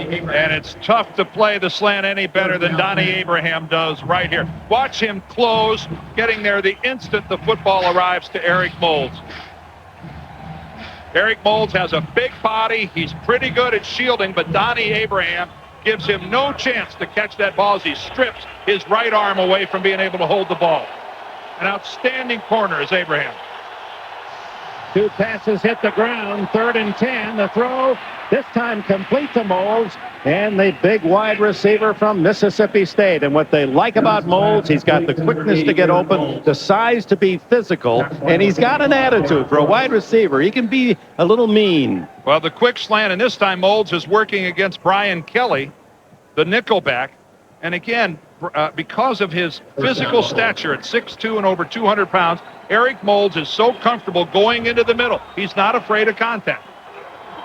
The give is inside to Bryson, and he's wrapped up after a yard by Derek Brooks. But back to Moulds, that catch is 45 consecutive games, and although that's a relatively low number, it is an all-time mark for a Buffalo Bill, and he seems destined to break Andre Reed's single-season record for 90 catches.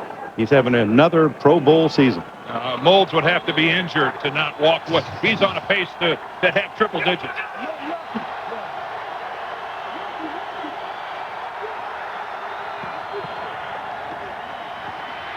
Johnson trying to escape. Oh, my. Brooks from in front, and from behind it was 92 Anthony McFarland. Well, you could make a training reel right here out of this open field tackle by Derek Brooks, the weak side linebacker. Johnson, as he does so well, gets out of the pocket. But watch coming in from the left. Look at the position. Derek Brooks, the shoulder pads right on the belt buckle.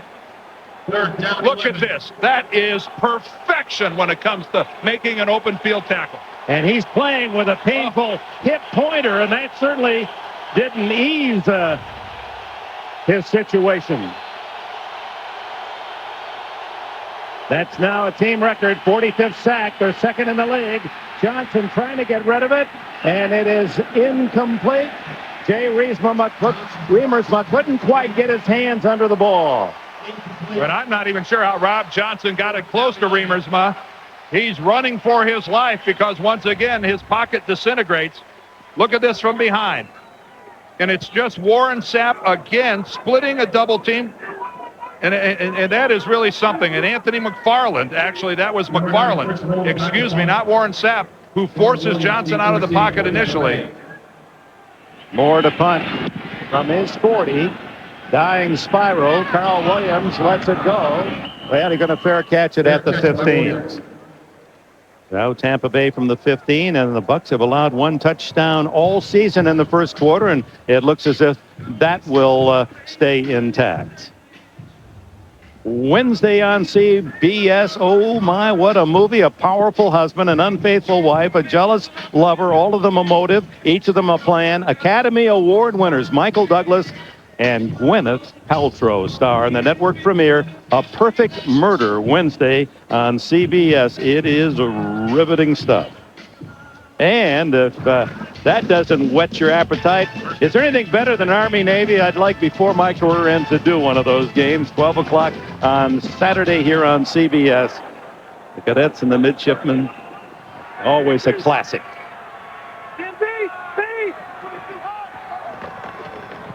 From the 15, Warwick Dunn, and he's hit behind the line of scrimmage by 310-pound Pat Williams. As the package is in there now for Buffalo, Washington and Williams, 2 monster tackles inside. And teams are averaging about 2 yards a carry against this formidable defense that defensive coordinator Ted Cottrell employs. It is really He has great flexibility in Williams and Washington, both huge men, but very light on their feet. Handoff, and Dunn buys a couple of tough yards into the arms of John Holisek, where it'll be 3rd and 8. Back to Ted Cottrell, Dan, and I know you're very fond of the defensive coordinator for the Buffalo Bills.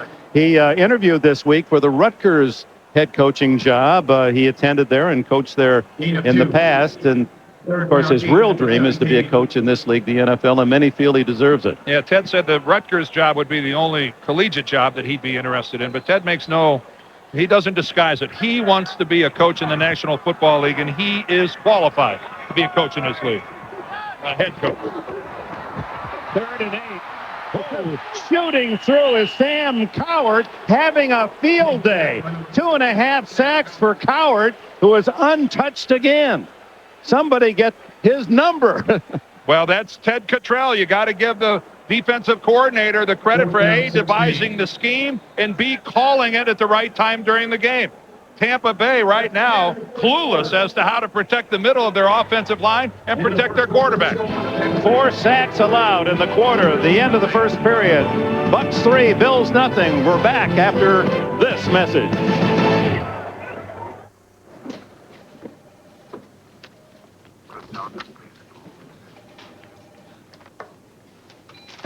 Ted, Jerry. Put your resume on Monster.com and see the kind of attention you get. You know me? Probably not. In my daily life, I like to be recognized. Hi. When I shop on the internet, I prefer a little privacy, which is why I use the American Express card. With private payments, I get the security of a unique number created for each purchase I make. It's just one of the ways American Express helps me protect my identity online. And soon they'll even help me surf the net anonymously, giving me the recognition I'm looking for. None. American Express. Don't leave home pages without it.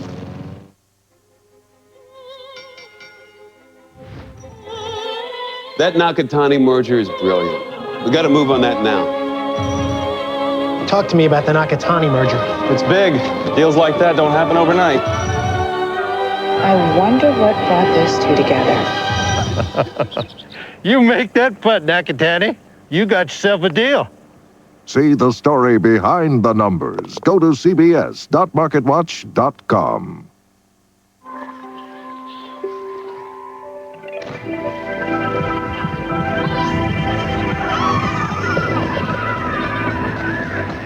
Escape to a better place. Sony Vega. Wrongfully convicted of murder, fugitive Richard Kimball escaped and is hunted every day. Kimball! Now, to prove his innocence, I didn't kill my wife! he'll become the hunter. The man who killed Helen, I saw him. Because sometimes the best defense is a good offense. You can't kill me! Experience the new Fugitive for yourself, CBS Friday. Here's the last sack of King. Here's Dunn. He leaves, but watch Cowart. He fakes going wide and then comes back in sharply after Sean King. But when Warwick Dunn leaves, there's nobody there, and then he fakes. Cowart fakes going wide, reverses, and comes back in. Nobody picks him up, and again, Sean King didn't have much of a chance. So this second quarter begins with Tampa Bay in punt formation, and Mark Royals kicking high to Chris Watson at the 43, a very late fair catch signal, and that's where Buffalo will start this offensive series, trailing Tampa Bay 3-0. New TV? Yeah. Watch this.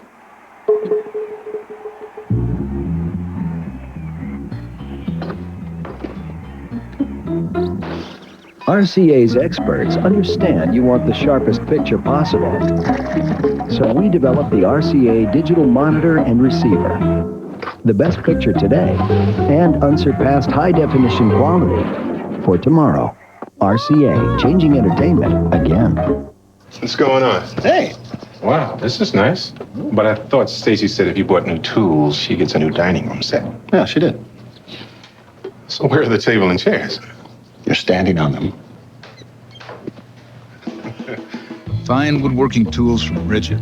Name proven by pros since 1923. Take our planer with the power and performance to produce superior finishes on stock up to 13 inches wide. Rigid. Buy them at the Home Depot or where low prices are just the beginning. What if you cause a serious accident? How much coverage should you have?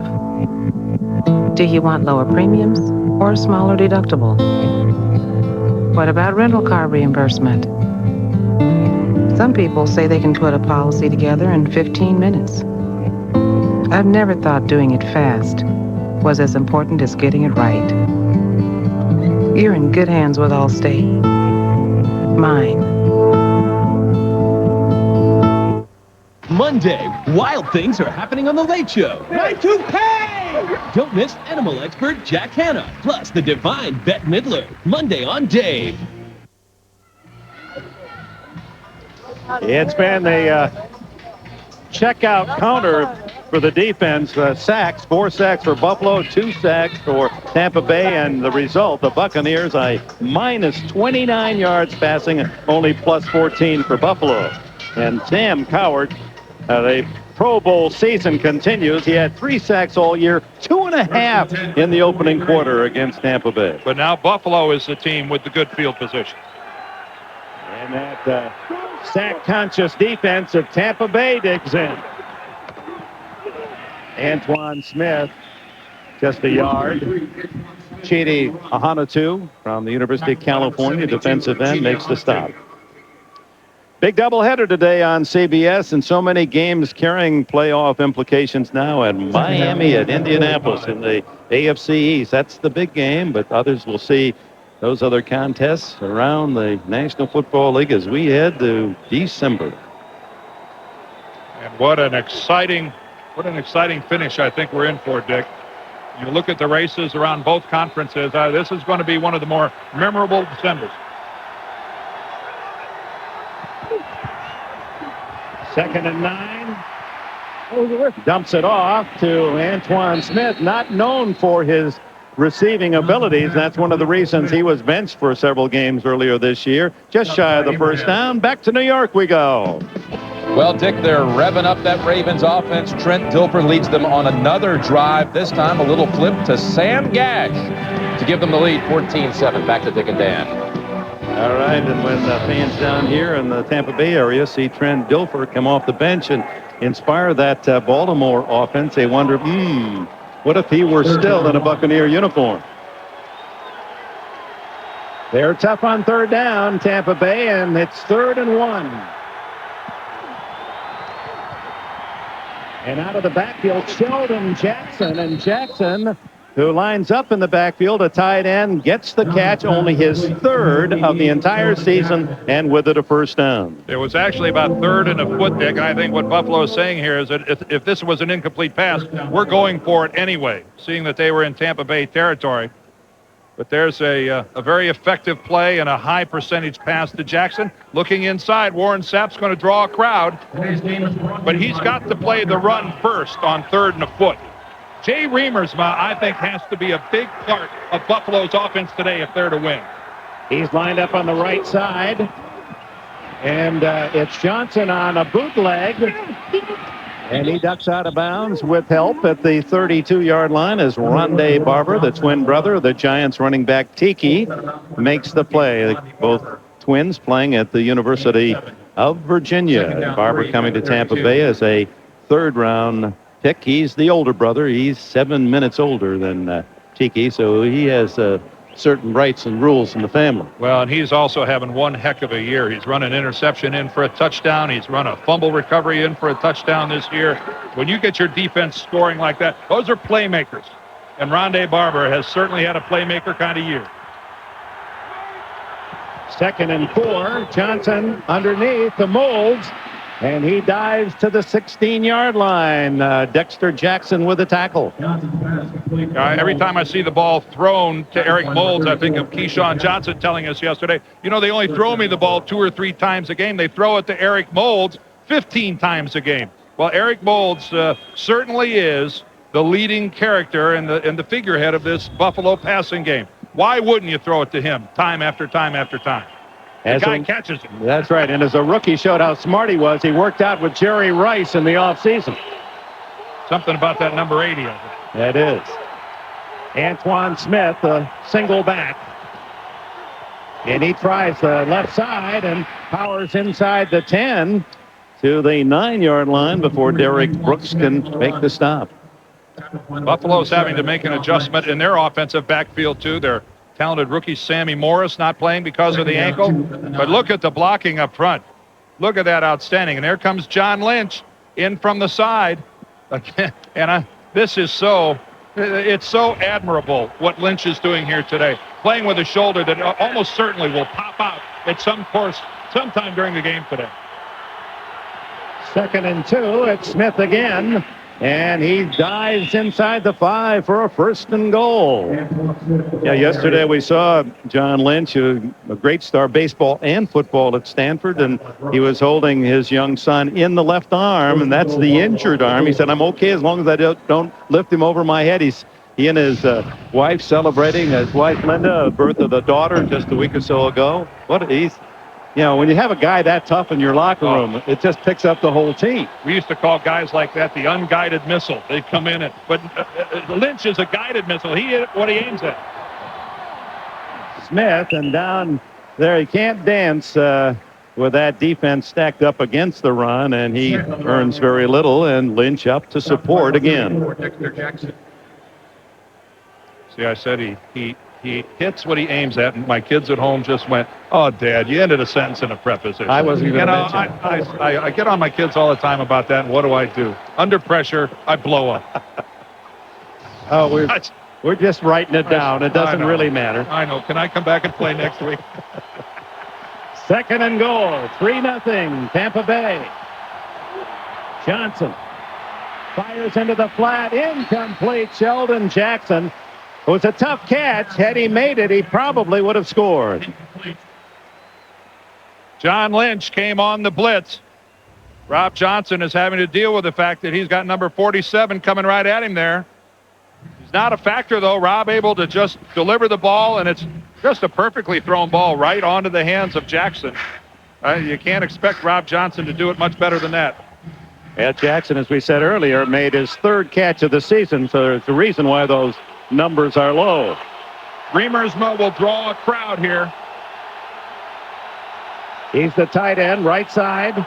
Fearless Price in motion, and Rob Johnson uses Buffalo's first time out of the half. It comes with 9:51 remaining before the intermission.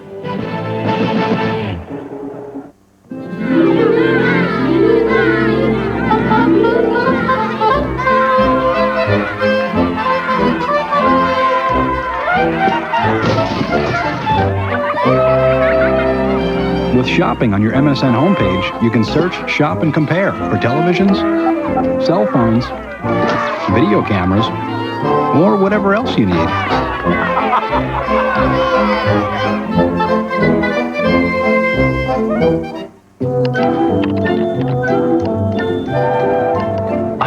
That's the one. Perfect match. Oh, she's gonna go nuts. She's going to love this. Oh, I score. Honey? Hey. Got a little surprise for you. So do I. I actually found someone to buy this old lamp. Isn't that great? $500. Whether you're buying or selling on eBay, use your Visa card. Visa, eBay's preferred way to pay. This weekend at Zales, the diamond store, this exquisite 6-carat diamond line bracelet is just $9.99. At Zales stores nationwide or shop online at Zales.com. Think they're close? Look at that shave. That's Total Closeness from the new Remington TCT with Total Closeness technology. It's our best shave ever, even on the toughest spots. Remington TCT. Total Closeness or your money back. Can I have my face back now? The NFL on CBS is sponsored by Web TV from Microsoft. Corbel, for people who know champagne. And by Visa, the preferred card of the NFL. Visa, it's everywhere NFL fans want to be. Back on the good ship Buccaneers, where Buffalo threatens to cut into that 3-0 Tampa Bay lead. 3rd and goal inside the 5. Linton and Bryson split backs.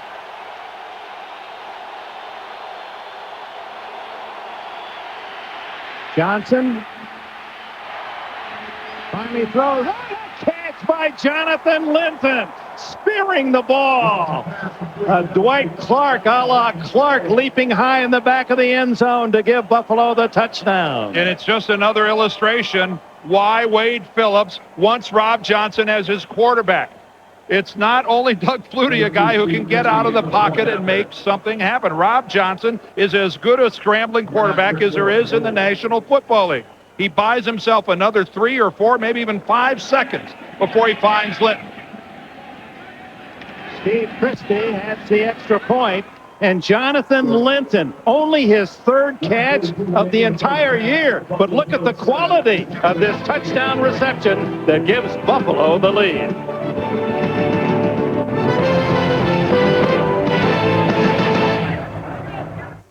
After several hours of intense negotiations between the two leaders, an agreement has been signed. They should be appearing any second to toast this momentous occasion. Bob, get in there. Number 2, get on that waiter. We've got a problem. Everybody get in there. Move, move, move. Vladimir and I are pleased to announce the signing of your powerful agreement. We can look forward to a future. This would never happen in my country. Never. What happened? Sorry, sir. The champagne was not Corbel. Corbel, for people who know champagne. This is not a photo. It's a digital image. And this is not a photo. It's a computer image. It's not a photo until you print it on jet print photo paper. So you print this on your inkjet printer? Whether you get images from a digital camera, scanner, photo CD, or email, Jet Print Photo lets you print studio quality pictures at home. When you can get the look and feel of professional photos, why settle for anything less? Jet Print Photo, how digital photos are finished. Announcing a breakthrough in pizza technology. A pizza inside a pizza. To demonstrate how much we can pack inside Pizza Hut's new Insider, we're going to take these 4 giant sumos and pack them inside this photo booth. How cozy. How do we get it all in? Well, we took one thin crust with 6 cheeses, sealed it with another crust, and even more cheese. And that's the amazing new Insider Pizza, all for just $9.99. Say cheese. The Insider Pizza from Pizza Hut. Another one of the best pizzas under one roof. So what do you say? Nobody! Nobody! Nobody!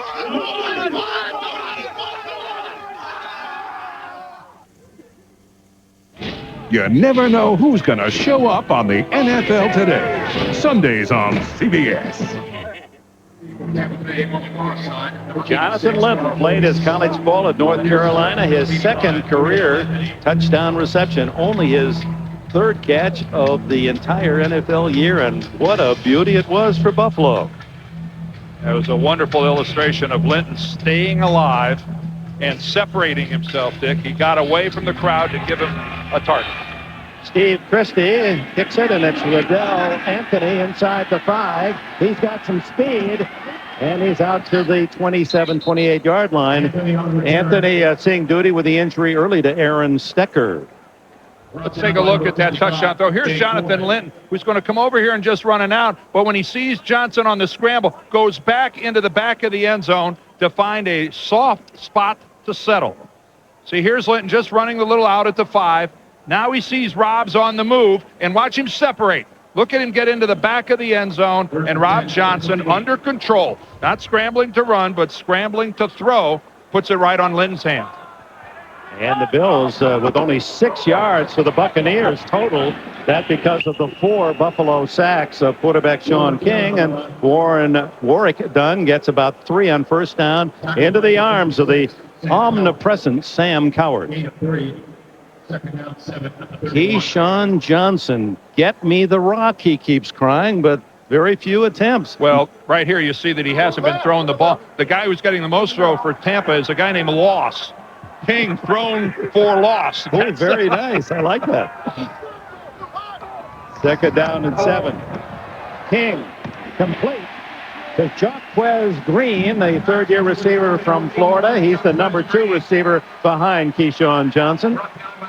Chris Watson made the tackle for. And what do you know? Sean King actually got a look downfield without getting sacked. Sacked 4 times in the first quarter. If you'll give him a little protection, at least he's got a fighting chance. maybe while they had some time over on the sidelines, the Buccaneer offensive line was able to tighten things up a little bit. We'll see.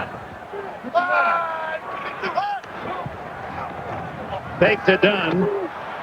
King complete again to Green. Back-to-back first down passes, and they're working on Chris Watson, who has replaced Antoine Winfield out for the year. Winfield, the top cover man for the Buffalo Bills. My, isn't Sean King a better quarterback when he doesn't have Sam Cowart throwing him to the ground? Again, perfect pass protection, and Watson just not able to make the break with the same efficiency that Jaquez Green is. But look at the blocking. The perfect pocket, able to step upfield, follow through. Sean King delivers. First down at the Bills 45. King again. That's the throw it away as he is hit by Keith Newman. Dave Moore, the tight end, was in the area. Boy, Newman really broke down and was in perfect position to not let Sean King get to the outside. It looks like he has, but look at him break down, get low, and then get right into the legs of Sean King. Keith Newman, a guy who stepped in and became the starter when Gabe Northern was let go. He went to Minnesota, a Tampa native playing here in town, and he has really just another one of those guys that's done a great job. It's done on the draw out of the shotgun, and flags go down as he's smothered at the 43-yard line. And it's holding. Quick signal from Hockley against Tony Dungy's Bucks.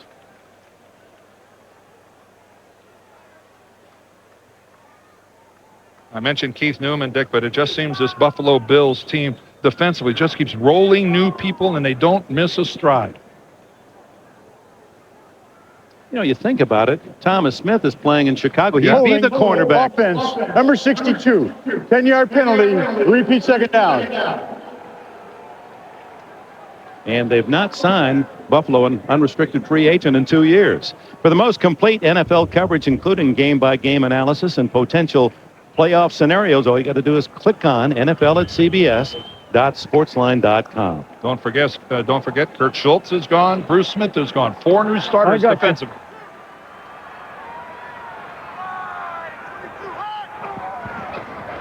Second and 20. First receiver is covered. And he gets it away, and he avoids what would have been a huge loss of some 13 yards as Sam Rogers trying to get him down along with Marcellus Wiley. And that was heads up by Sean King, realizing that he had escaped that tight end to tight end pocket. He got it right. He's not far enough out yet. There he is. And that was a smart move. If you get it back anywhere near the line of scrimmage, you're allowed to throw it away and not get the intentional grounding. And smart this young man is, Sean King, and so is this veteran coach contemplating how to confuse the opposing quarterback. Take a timeout here with 7:14 left in the second quarter.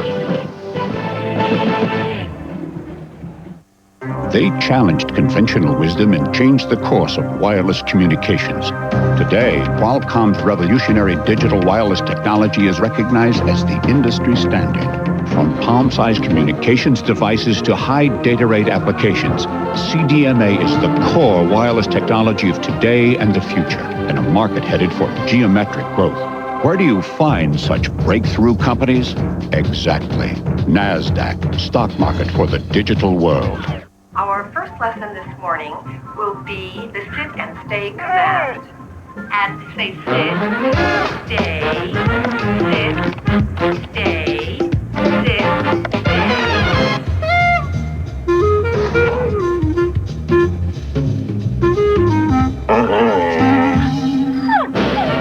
This dog's in big trouble. Buy online, return to the store.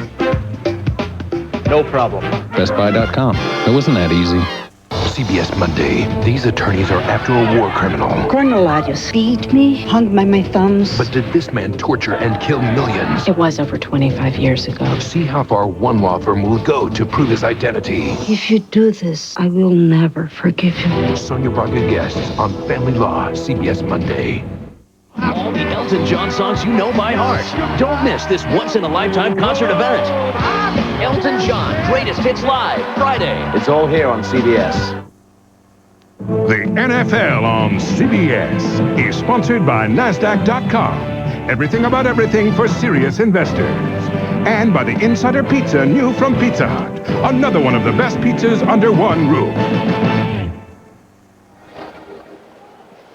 Back at Raymond James Stadium, as we said, the site of the Super Bowl in late January. Also the home of the University of South Florida Bulls and Tampa Bay Mutiny and Major League Soccer. Third down and 20 for the Buccaneers at their own 45. King. And he's sacked again. That's number 5 as Marcellus Wiley and Keith Newman converged on young Sean King. And I know that there's a lot of frustration here with the fans in Tampa Bay with Sean King, but last time I checked, this is a second-year quarterback who only had 7 starts last season. There are going to be times of indecision, and there is a learning curve, and there will be growing pains along the way. Get used to it. Punt by Royals to Chris Watson at the 21. He fumbles the ball in the scramble, and who's got it? And it's Buffalo's ball. As Watson flirts with disaster, Al Singleton was downfield to make the initial hit. One thing Buffalo has done very well is not cough up the football. And who was that? It was Tillman, Traveris Tillman, who was able to fall on the fumble. Well, Chris Watson is the primary return man, and you see that he's got the football in the right arm. Ooh, and it does come out right when he's sitting right on top of the buck. And that ball is just for everybody to grab. And a wonderful job there by Tillman of covering it up. Al Singleton, the guy that caused it, but Watson got a little lucky there. He's put the ball on the floor before. Tillman, the rookie from Georgia Tech, happy about his contribution, and Watson, he'll afford to do that. And Watson has done it in the past. He's got to get a little better in protecting the football. Antoine Smith, the tailback from the 16. And it's a fake reverse and a give inside to Smith. Out across the 20 where Brooks and Duncan, linebackers, make the stop. And number 69 shows that's Marcus, some hurts. That's Marcus Spriggs, the right tackle for the Buffalo Bills, who you saw the play comes right into the back of his legs. And he was lucky that he kicked it out as much as he did. He took a hit. He took a little nick, but it could have been a lot worse. Watch the end of this play. There's Spriggs on the right of your screen, and right on the back of his left ankle. Ooh, you saw it roll. And that did some damage, but it could have been a lot worse. Looks like Spriggs is going to have to leave the game. Robert Hicks, who was the starter at the first of the year and lost his job to Spriggs, comes in to replace him. He's 6'7", 330, aren't they all? From Mississippi State. A reminder tonight on 60 Minutes, what happens this evening in Florida could determine who the next president will be. So this is one of 60 Minutes you don't want to miss. 60 Minutes tonight here on CBS. Well, Spriggs, as you said, out. Hicks in, 6'7", 330. Right guard Jamie Nails, 6'6", 360. What did Warren Sapp say that Nails was? A space eater. It's a long way around him. Sapp is only 300 pounds at 6'2". Second and long 4. Johnson again the scramble and slide at the 21. That'll be a sack. He's a yard short of the line of scrimmage, and Marcus Jones then will get number 12. Jim Nance. All right, Dick, the former Buccaneer quarterback, Trent Dilfer going long to Patrick Johnson. 46 yards and a touchdown. Now 21-7 Ravens. Let's go back to you. And Jim, don't think that Trent Dilfer isn't a hot topic down here in Tampa Bay, with them really not having a backup. Eric Sire backs up Sean King, but a lot of attention being paid to the success that Trent Dilfer is having in Baltimore. Third down and 5. Sean Bryson, the running back. Johnson, also a running quarterback, throws back across the field. Incomplete. A flag is down. The ball too long for Bryson and too short for Remersma. Incomplete. Chidi Ohanatu was the man chasing Johnson, and someone guilty of holding to protect Johnson. This one could be declined to force the punt. I think it might be offensive interference against Buffalo. Ed Hockley gave the signal for offensive interference. And apparently it'll be declined. Before the pass was thrown, pass interference, offense, number 80. The penalty is declined. Brings up 4th down. That's the second time today that Eric Moulds has been flagged for offensive interference. We're just in a wrestling match over there with Brian Kelly. He was held as much as he pushed. That was well, he got the last hold and the last throw. And that's the one they see. Yeah. Chris Moore. This one, a poor kick, very wobbly, and Carl Williams fair catches at the 46-yard line. Tampa Bay again midfield to start the series, trailing 7-3. Bonnie Bernstein. All right, Dick. Well, Keyshawn Johnson without a catch today, only 48 on the year, much to his surprise. He said, you know what, when I signed here, I figured I'd get the ball all the time, although Tony Dungy had other ideas. He said, we brought Keyshawn Johnson in for a couple reasons, to be a big target on 3rd down in the end zone, to help us blocking, to help the running game, and also to be a leader on offense the way Warren Sapp is on defense. Dungy said the biggest misconception is that everybody expected Keyshawn Johnson to be catching 90, 100 balls. Thank you, Bonnie. And here's the jetting off the Tampa numbers, comparing him with last year with the Jets. He did win one award this week. He won the Golden Gobbler Award. He gained more weight than any Tampa Bay player over the Thursday eating period. King to the sidelines and complete. It's Jaquez Green again, and this time working on Ken Irvin, 1st down. Well, the main receiver for the Bucs so far in this game, without a doubt, has been Jaquez Green. Sean King finding him because he's open. That ball, a risky throw from King. That should have been to the sideline shoulder of Jaquez Green. It was back to the inside of the field. King got away with it. 3 catches now for the former Florida Star. I got you. Watch that draw over here! Watch that draw! Watch the draw, yells the defense from the 43. King throws and hit immediately as Keyshawn, who gains only 3 yards, and right into the arms of Keon Carpenter, who has emerged as a wonderful safety for Buffalo. He has 5 interceptions this year, best in the AFC, 4 in the last 3 games. Again, he's a first-year starter. Kurt Schultz manned that position for so many years, and he manned it so well for the Bills. But as we talked earlier, the seamless transitions continue for Buffalo.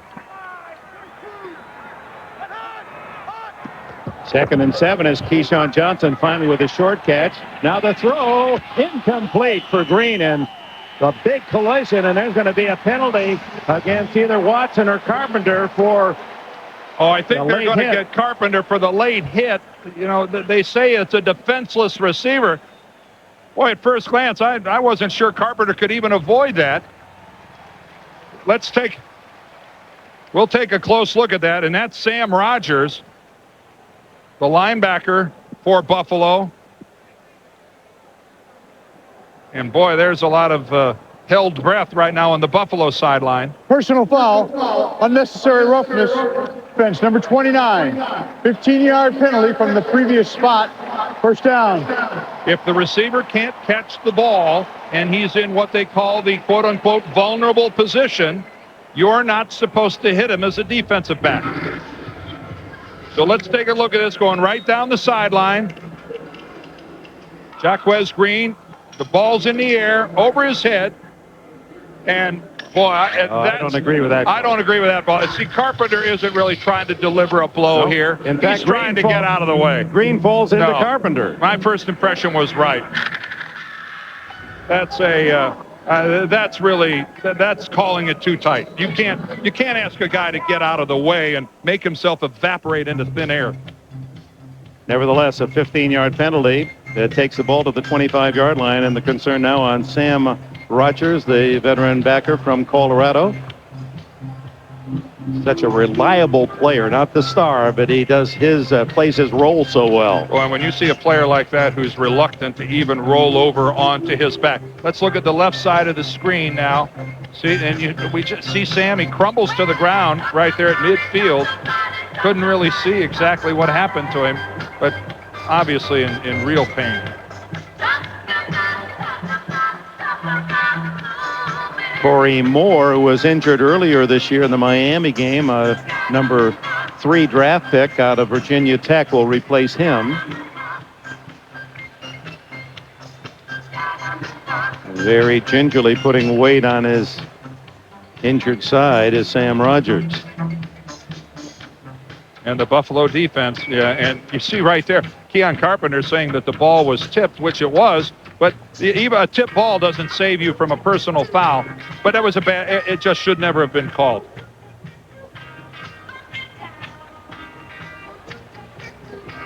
Here's Rogers again on the right side. Yeah, this is Sam Rogers right down here. Let's take a look at him right here as he doesn't get hit. Nothing happens to him as far as any sort of violent contact. Boy, you wonder if something just gave way as he put his weight on and tried to drive upfield.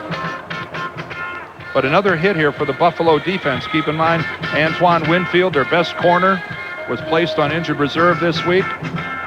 Donovan Greer, their next in line corner, he's not playing. He's active, but he's not playing because of a severe ankle sprain. And Phil Hansen still out. Hopefully he'll be back next week, their starting defensive end. So it's a war of attrition here with the Bills defensively. So King works against a new linebacker, Corey Moore, after the 15-yard penalty. This one batted right back in his face as penetration by Sean Price out of the University of Pacific, a guy that just has a great motor. And he is right in Sean King's face. This is a batted ball. A lot of times you see batted ball from a guy who never leaves the line of scrimmage. Not so with Sean Price right there. He is only about 2 feet away from Sean King. Again, the pocket collapsed for Tampa. From North Tahoe, California, where next to football, skiing is his deal. They pick up Corey Moore. The throw is incomplete to Keyshawn Johnson, and good coverage by Ken Urban. And I think a good job there by Les Steckel, the offensive coordinator, of getting Sean King out of the pocket there. He's not had much success in a classic stance in the pocket throwing the football. His protection just hasn't been there. So change it up, give the defense something to think about, put him on the move one direction or the other, trying to let him see at least some portion of the field without a hand in his face. Well, Keyshawn now has been thrown to twice, caught one. That's what he had in almost the entire game, 2 at Chicago last week. 3rd and 10. King floats it up there, and wide open is Warwick Dunn to the 3-yard line. So they picked on Corey Moore, who was covering Warwick Dunn out of the backfield. Oh, and that's not an accident. You know they're going to go right to him. You've got the rookie against one of the best receiving backs. There to the right of your screen, going upfield. And what a beautiful pass by King. But Corey Moore, under no circumstances at any time in this game, going to run all the way down the field with Warwick Dunn. Got to watch out when you sit in the north end zone. They shoot the cannons even when they don't score a touchdown. Buffalo, New York, a dynamic city on the shores of Lake Erie, a city where you can enjoy great entertainment, the arts, and of course, football. As the gateway to Niagara, Buffalo welcomes more than 6 million visitors each year. Our binational location and growing technologies make this a great place to live, work, and visit. But most of all, Buffalo is a city for all seasons: winter, spring, summer, and Bills season. Furnished by the National Football League, the Buffalo Bills, and the Greater Buffalo Convention and Visitors Bureau. Let's go, Buffalo! Back with 3:41 left in the half, and Tampa Bay 2 yards away from the lead. Boy, they're working hard to reload these cannons after prematurely launching a salvo. What happened? The way they got confused is the one official did signal touchdown. And then they quickly came back and spotted the ball at the 2.5-yard line. But the one official kind of sent the wrong message up to the artillery guys on the ship. It's the old Jolly Roger. You know, they got the quick saber, the quick trigger up there. See the enemy. If I sat underneath those things, I would jump out of my skin. Turn the blue beard's beard black when you sit up there. And whistle stops play. Bills and the Bucks now. We've got a challenge. We've got a challenge over on the Buffalo sideline. They threw their red flag out. Well, it appeared that Dunn clearly was in bounds when he caught the ball, then fell out of bounds. Ruling on the field that the pass was complete. Well, let's go take a look at it. Buffalo is risking their only remaining timeout here in the first half as Wade Phillips couldn't get through with the buzzer. He actually had to throw the red flag out onto the field, which is their backup option.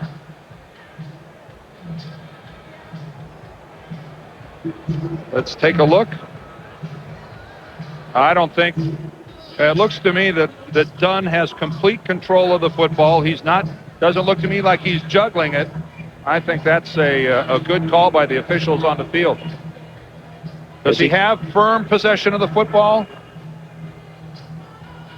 Oh, no, there's you see it did come away from his chest. The ball, from that angle, we got a really good look at the fact.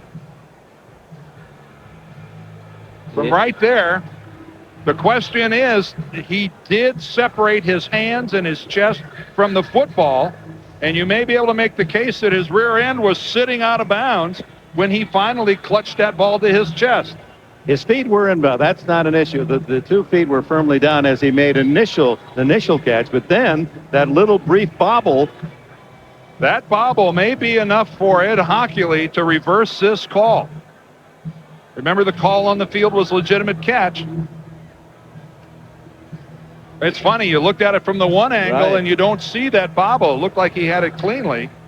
But then from the second angle, the camera really close to it. Let's bring that baby up and look at it one more time.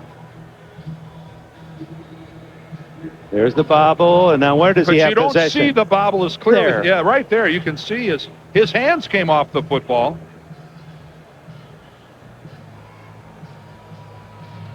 Boy, is that a tough call. That is a tough call. Again, he's got to see definitive proof. I wouldn't be surprised. I would not be surprised if Hockley overturns that call. It'd be one of the rare times this year that has happened. That slight he's working hard on this one. This is where the guy in the white hat has to really earn his money.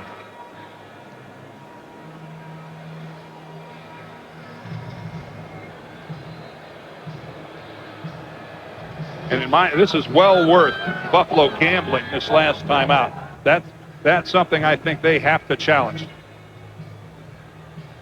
So the minute and a half has elapsed, so here's the call. After reviewing the play, the ruling on the field stands as called. The receiver bobbled the ball to regain possession before he went out of bounds. Therefore, it is a completion. First down.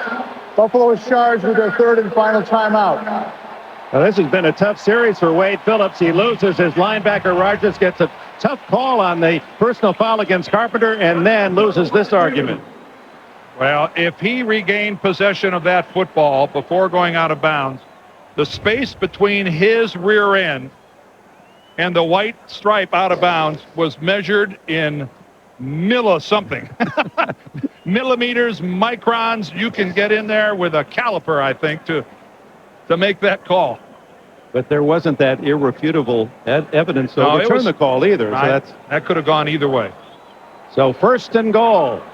Tampa Bay at the 2-yard line with Charles Kirby in for the injured Mike Alstott at fullback. Rabi Abdullah is the tailback. He's the bigger running back. The fake by King. He can run this one in, or can he? Yes. Touchdown.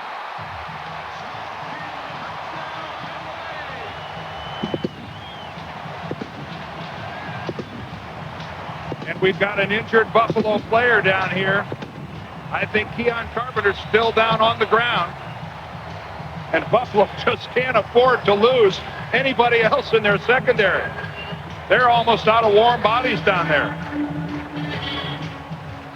They signed Ray Hill this week after he had been cut a month ago by Miami, just to have an extra body. Well, a bootleg all the way with the play action to the right. They're putting this entirely in Sean King's hands. You can see he puts the fake on Carpenter and goes back to the inside. Let's look at it and see, does Carpenter roll over his ankle? Carpenter's going to come in from the left here. Oh, yeah, you saw him slide initially, and then awkwardly his left ankle kind of caught underneath him. Well, Carpenter will be helped, and it would appear will go immediately into the locker room, testing that ankle. As he does so, just this note on Sean King, and it kind of brings in a little Buccaneer history. You forget that Steve Young started his NFL career here. That was his 5th rushing touchdown to tie the club record set by the left-hander Young 14 years ago. Well, the other thing you've got to say about Sean King, Dick, he's thrown 15 touchdown passes. You know that's more? That's more than Rob Johnson and Doug Flutie have thrown combined. Plus the 5 rushing touchdowns. That's right. So, you know, a lot of criticism of this kid, and he is a kid. But coming into today's game, Rob Johnson and Doug Flutie had a grand total of 13 touchdown passes.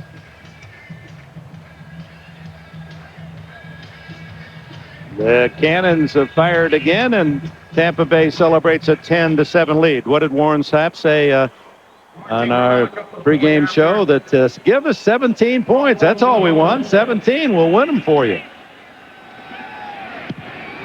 Gramatica adds the extra point. 54-yard drive, 6 plays. And the Bucs reclaim the lead.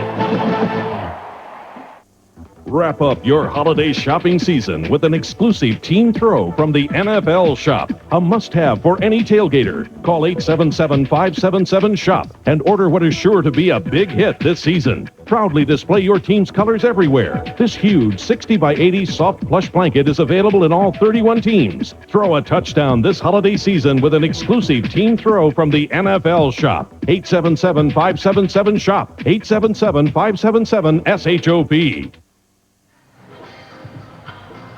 Tampa Bay back in front 10-7. 3.5 minutes left in this first half. And remember, Buffalo has spent its timeouts. King using his legs to get the final 2 yards and the touchdown. And the story here now for Buffalo defensively, Dick, is they are reaching a critical point with the number of people that they have injured. And Keon Carpenter and his ability to play anymore in this game now, it becomes a very huge question mark for the Bills. Chris Watson, along with Sean Bryson, to return for Buffalo. As Gramatica hits it high, spins it to the far side to Bryson, who comes up to the 7. And tripped up at the 23-yard line by Rabi Abdullah. Well, from football to figure skating, next Saturday, CBS Sports presents a primetime special. Ice Wars, USA Against the World, featuring some of the greatest skaters to ever grace the ice, including Brian Boitano Yamaguchi with Browning, Superstar, primetime event. And we have another Buffalo Bill. I believe that's Chris Watson, who just returned that kickoff, and another member who was involved, rather, Watson was helping to block, but another member here of the Buffalo secondary. And he's the one who started today at that left corner, vacated by the injury to Antoine Winfield. Jay Foreman, another member of the Buffalo return team, is also down on the ground. Buffalo training staff having to work all over the place. All right, there's Bryson running it up, and he goes right into the back of Foreman's legs, and Watson goes down as well. Watson and Foreman are side by side right there, and Bryson ends up going into the back of the legs of both of them.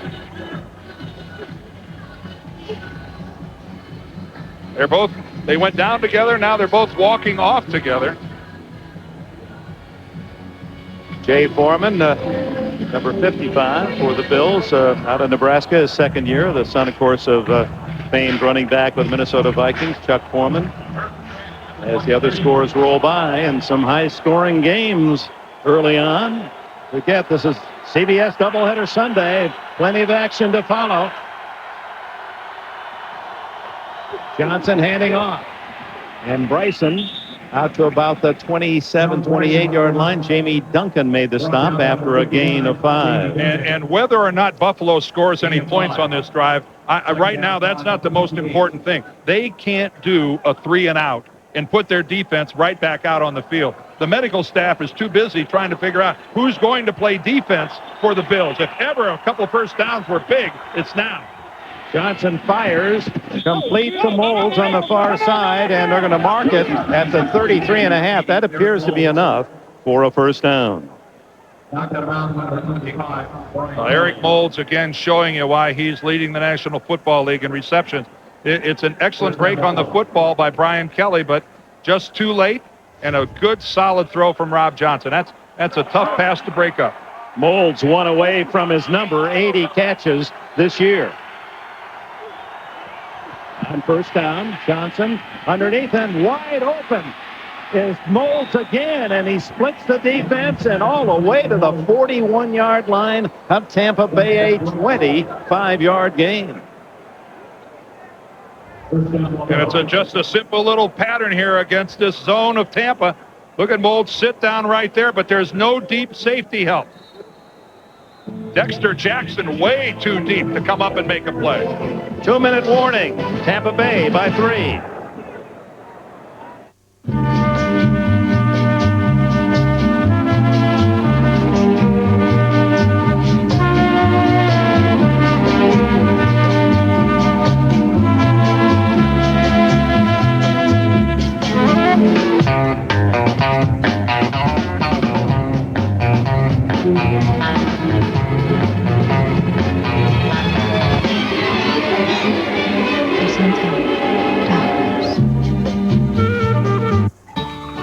A computer won't do Dad much good if it never gets out of the box.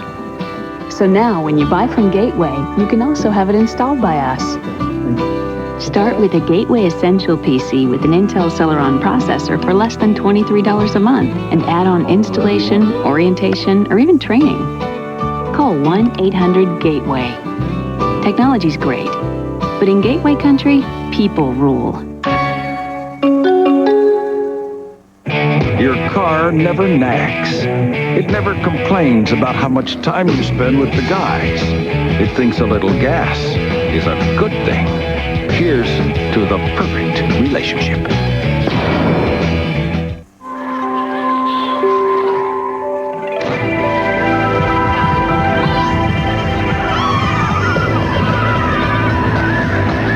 Escape to a better place.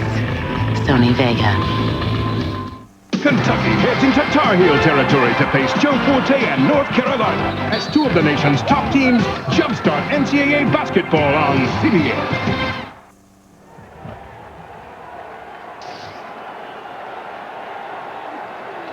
Two minutes to go here in Tampa Bay with the Bucks leading by 3, but that big catch by Eric Moles is 80th of the season, positioning the Bills with a first down at the 42.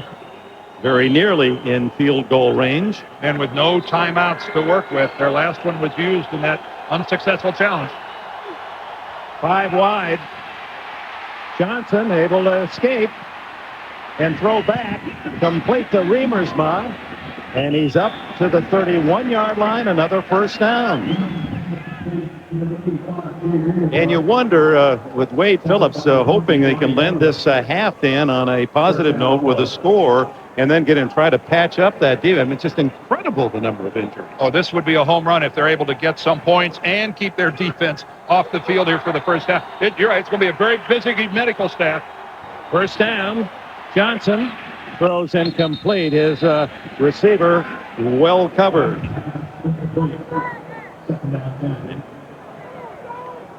And so you must have gone in your career through situations like that with a team. You just wonder how many times can you call somebody else in and keep up the level of play. Well, you keep thinking to yourself, this just isn't fair. Well, why do we have to suffer injuries, all in one particular part of our ball club? But right now, this is reaching a critical stage for Buffalo's secondary. They're going to have to play people out of position. The question is, can Tampa take advantage of it? Because they will have the advantage when it comes to passing. Blitz, quick throw, and complete. As it goes again to Molds, and Molds hit at the 23-yard line, and trying to hurry things up is Rob Johnson, and we'll be hurrying to New York at halftime as Jim Mike. Jerry will bring you up to date on scores, highlights, news, and, of course, that big Miami-Indianapolis game. First place at stake at Indianapolis.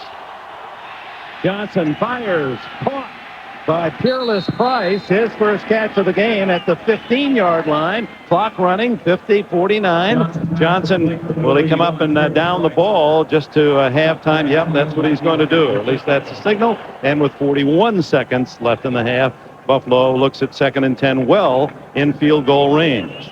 But again, if you marveled earlier at how good Johnson is. I mean, there have been 3 or 4 times, critical times, Tampa Bay defensive linemen's had a hand on him, and he's been able to get out and complete a pass. Rob, with a big, tall frame at 6'4", he's not a muscular guy. At 212, he looks slight, but he's more physical than you might imagine, and he can break tackles. But boy, does he move well out of the pocket. He moves every bit as well as Flutie does. He throws underneath and hit immediately as Peerless Price at the 11-yard line. Derek Brooks put down the hammer. Boy, I could hear that one here. 11-yard line, 25, 24, 23. Boy, he should have had 2 plays called. Should have called 2 plays in the huddle, wasting a lot of time. They can't afford to complete a pass in the field of play. Down he goes, and he's down. No fumble, no fumble. And Warren But there's only 10 seconds left on the clock. And they haven't started the clock yet because of the sack. But it's 4th down. They're going to have to really get this baby going. It's 42 yards, and Christie, no good. No good. Oh, my, is that a painful end to an injury-filled Buffalo first half. Well, that was just poor clock management by Buffalo in not having a play called in the huddle. Ed Hockley making an announcement. They're going to put 2 seconds back on the clock. It looks like it's on its way to being good, but before it gets, from that angle, we can't tell when it crossed the upright. That's why there are 2 guys underneath both of those uprights wearing striped shirts to make that call. And Christie's only missed 4 all year. Made good on 26, but the hurry up, he was under the pressure of time. Although Hockley says 2 seconds still remain, but the ball belongs to Tampa Bay. Well, those problems started to snowball well before the field goal team was forced to run onto the field to make that hurry up attempt. Why they didn't call 2 plays in the huddle, I have no clue. So ball at the 11-yard line, and Buffalo comes away empty. Could have tied it with the field goal. So that's the end of the first half. Coming up was the NASDAQ.com halftime report. Jim, Mike, Jerry, all the scores, highlights, latest National Football League news, and the report from Indianapolis. That's all coming up on the NASDAQ.com halftime report. Bonnie? Tony, one of the big storylines in the first half is the amount of pressure Buffalo's getting on Sean King. How do you free him up to give him some room in the second half? Well, we got to get our protection squared away. They're rushing different linebackers, and we got to get them picked up. But I think if we do, we can make some throws in the second half. All right, Coach, thanks. All right, thank you, Bonnie. Tony Dungy's team gets a touchdown on a 2-yard run by quarterback Sean King, and they deny Buffalo a chance to tie. Buffalo runs out of time. 10-7 at the intermission.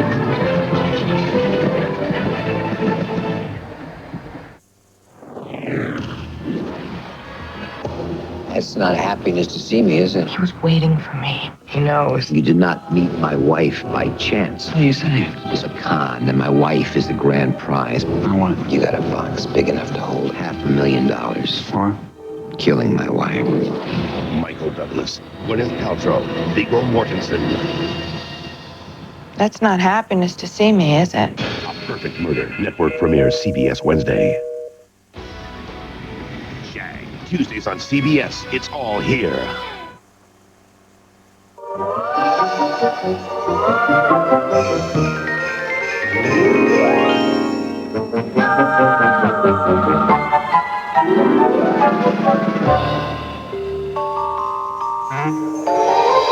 Get to Best Buy and get the gifts everyone looks forward to. Like a $400 Best Buy shopping spree when you sign up for 3 years of MSN Internet access. It's easy to switch to MSN. Try it today. Turn on the fun. Best Buy. Introducing the new Chicken Fiesta Melt from Taco Bell. It's so good, it's practically perfect.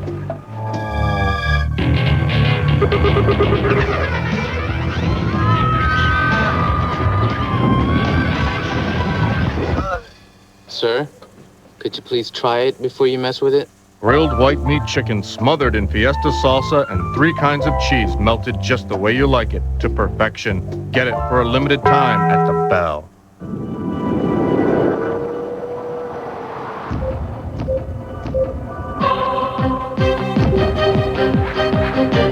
It's time to get ready for a rush of adrenaline only Pontiac can deliver. It's time to lease a 2001 Grand Am solid value SE for as low as $264 a month. Call for important lease details. So get to your Pontiac dealer and light up the season.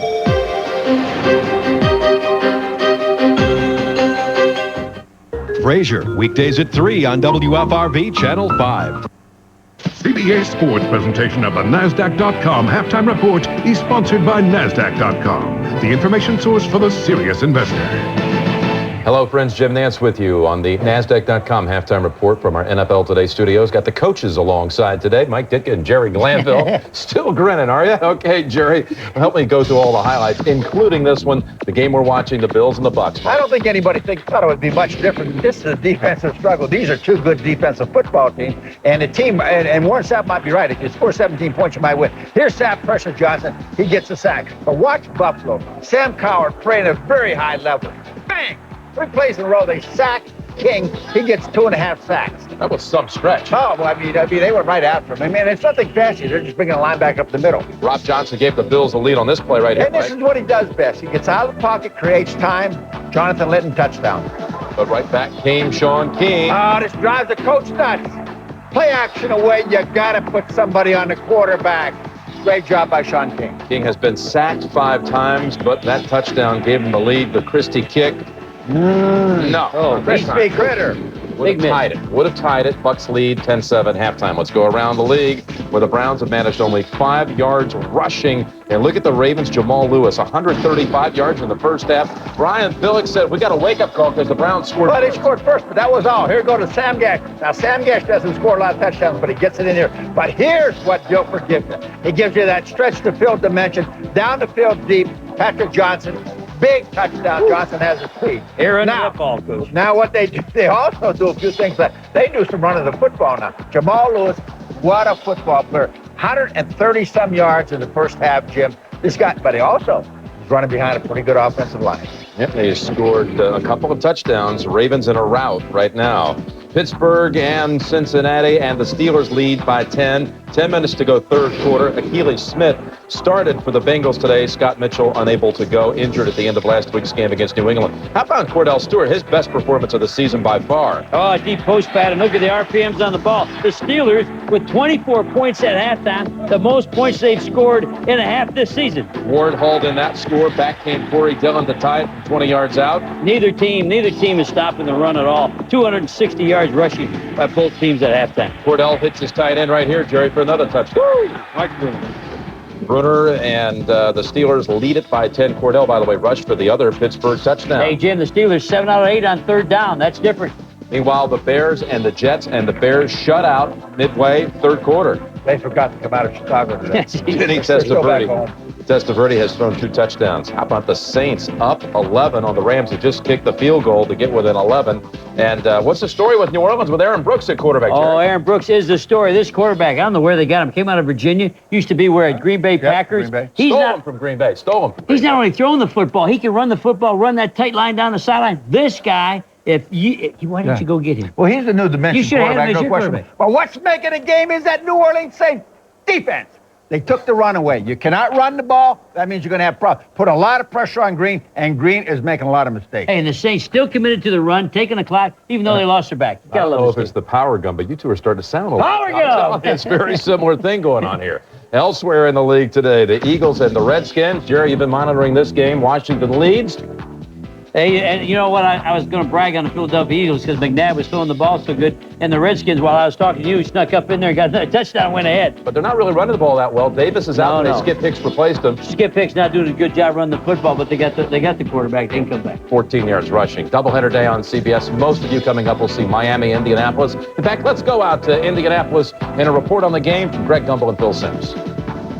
All right, Jim, it's kind of a foggy, rainy, cloudy day in Indianapolis as we welcome you to the RCA Dome for a game that is very much anticipated between the Miami Dolphins and the Indianapolis Colts. It's one of those games, Phil, that you look forward to all season long. The tough Indianapolis offense led by Peyton Manning and Edgerrin James and Marvin Harrison against a sterling Miami Dolphin defense. Yeah, Greg, it's going to be interesting to see how it plays out. What wins the battle, good offense or really good defense in the National Football League? And as you look at the numbers from both sides, they both are having spectacular seasons, and I think what really caught me yesterday, talking to the head coaches of both teams, they were really edgy, kind of uptight. They almost looked like they wanted to play the game themselves because they know how big this game is. The AFC East has 4 possible playoff teams. Both coaches think probably only 2 are going to make it because they all have to play each other so many times down the road. So they know this game is big, and I think their players understand it too. Yeah, to emphasize the importance of this game, both the Dolphins and the Colts will play 4 of their last 5 games of this regular season against AFC East opponents. Big game today, Jim. It is indeed. We look forward to it. Most of you will get it on this doubleheader day. Thanks for being with us. On NASDAQ.com. Halftime report. Halftime report. We're out of here. Okay. CBS Sports presentation of the NASDAQ.com halftime report is sponsored by NASDAQ.com, the information source for the serious investor. Monday. Hi. If you're looking for a good babysitter, don't count on the King of Queens. I got both legs in one hole. I don't know what to do here. Followed by Monday's new hit comedy, Yes Dear. Then, warning, warning. This episode of Raymond is contagiously funny. Look at the bloodshot eyes and the droopy cheeks. That's his regular face. And Becker bets he can quit smoking.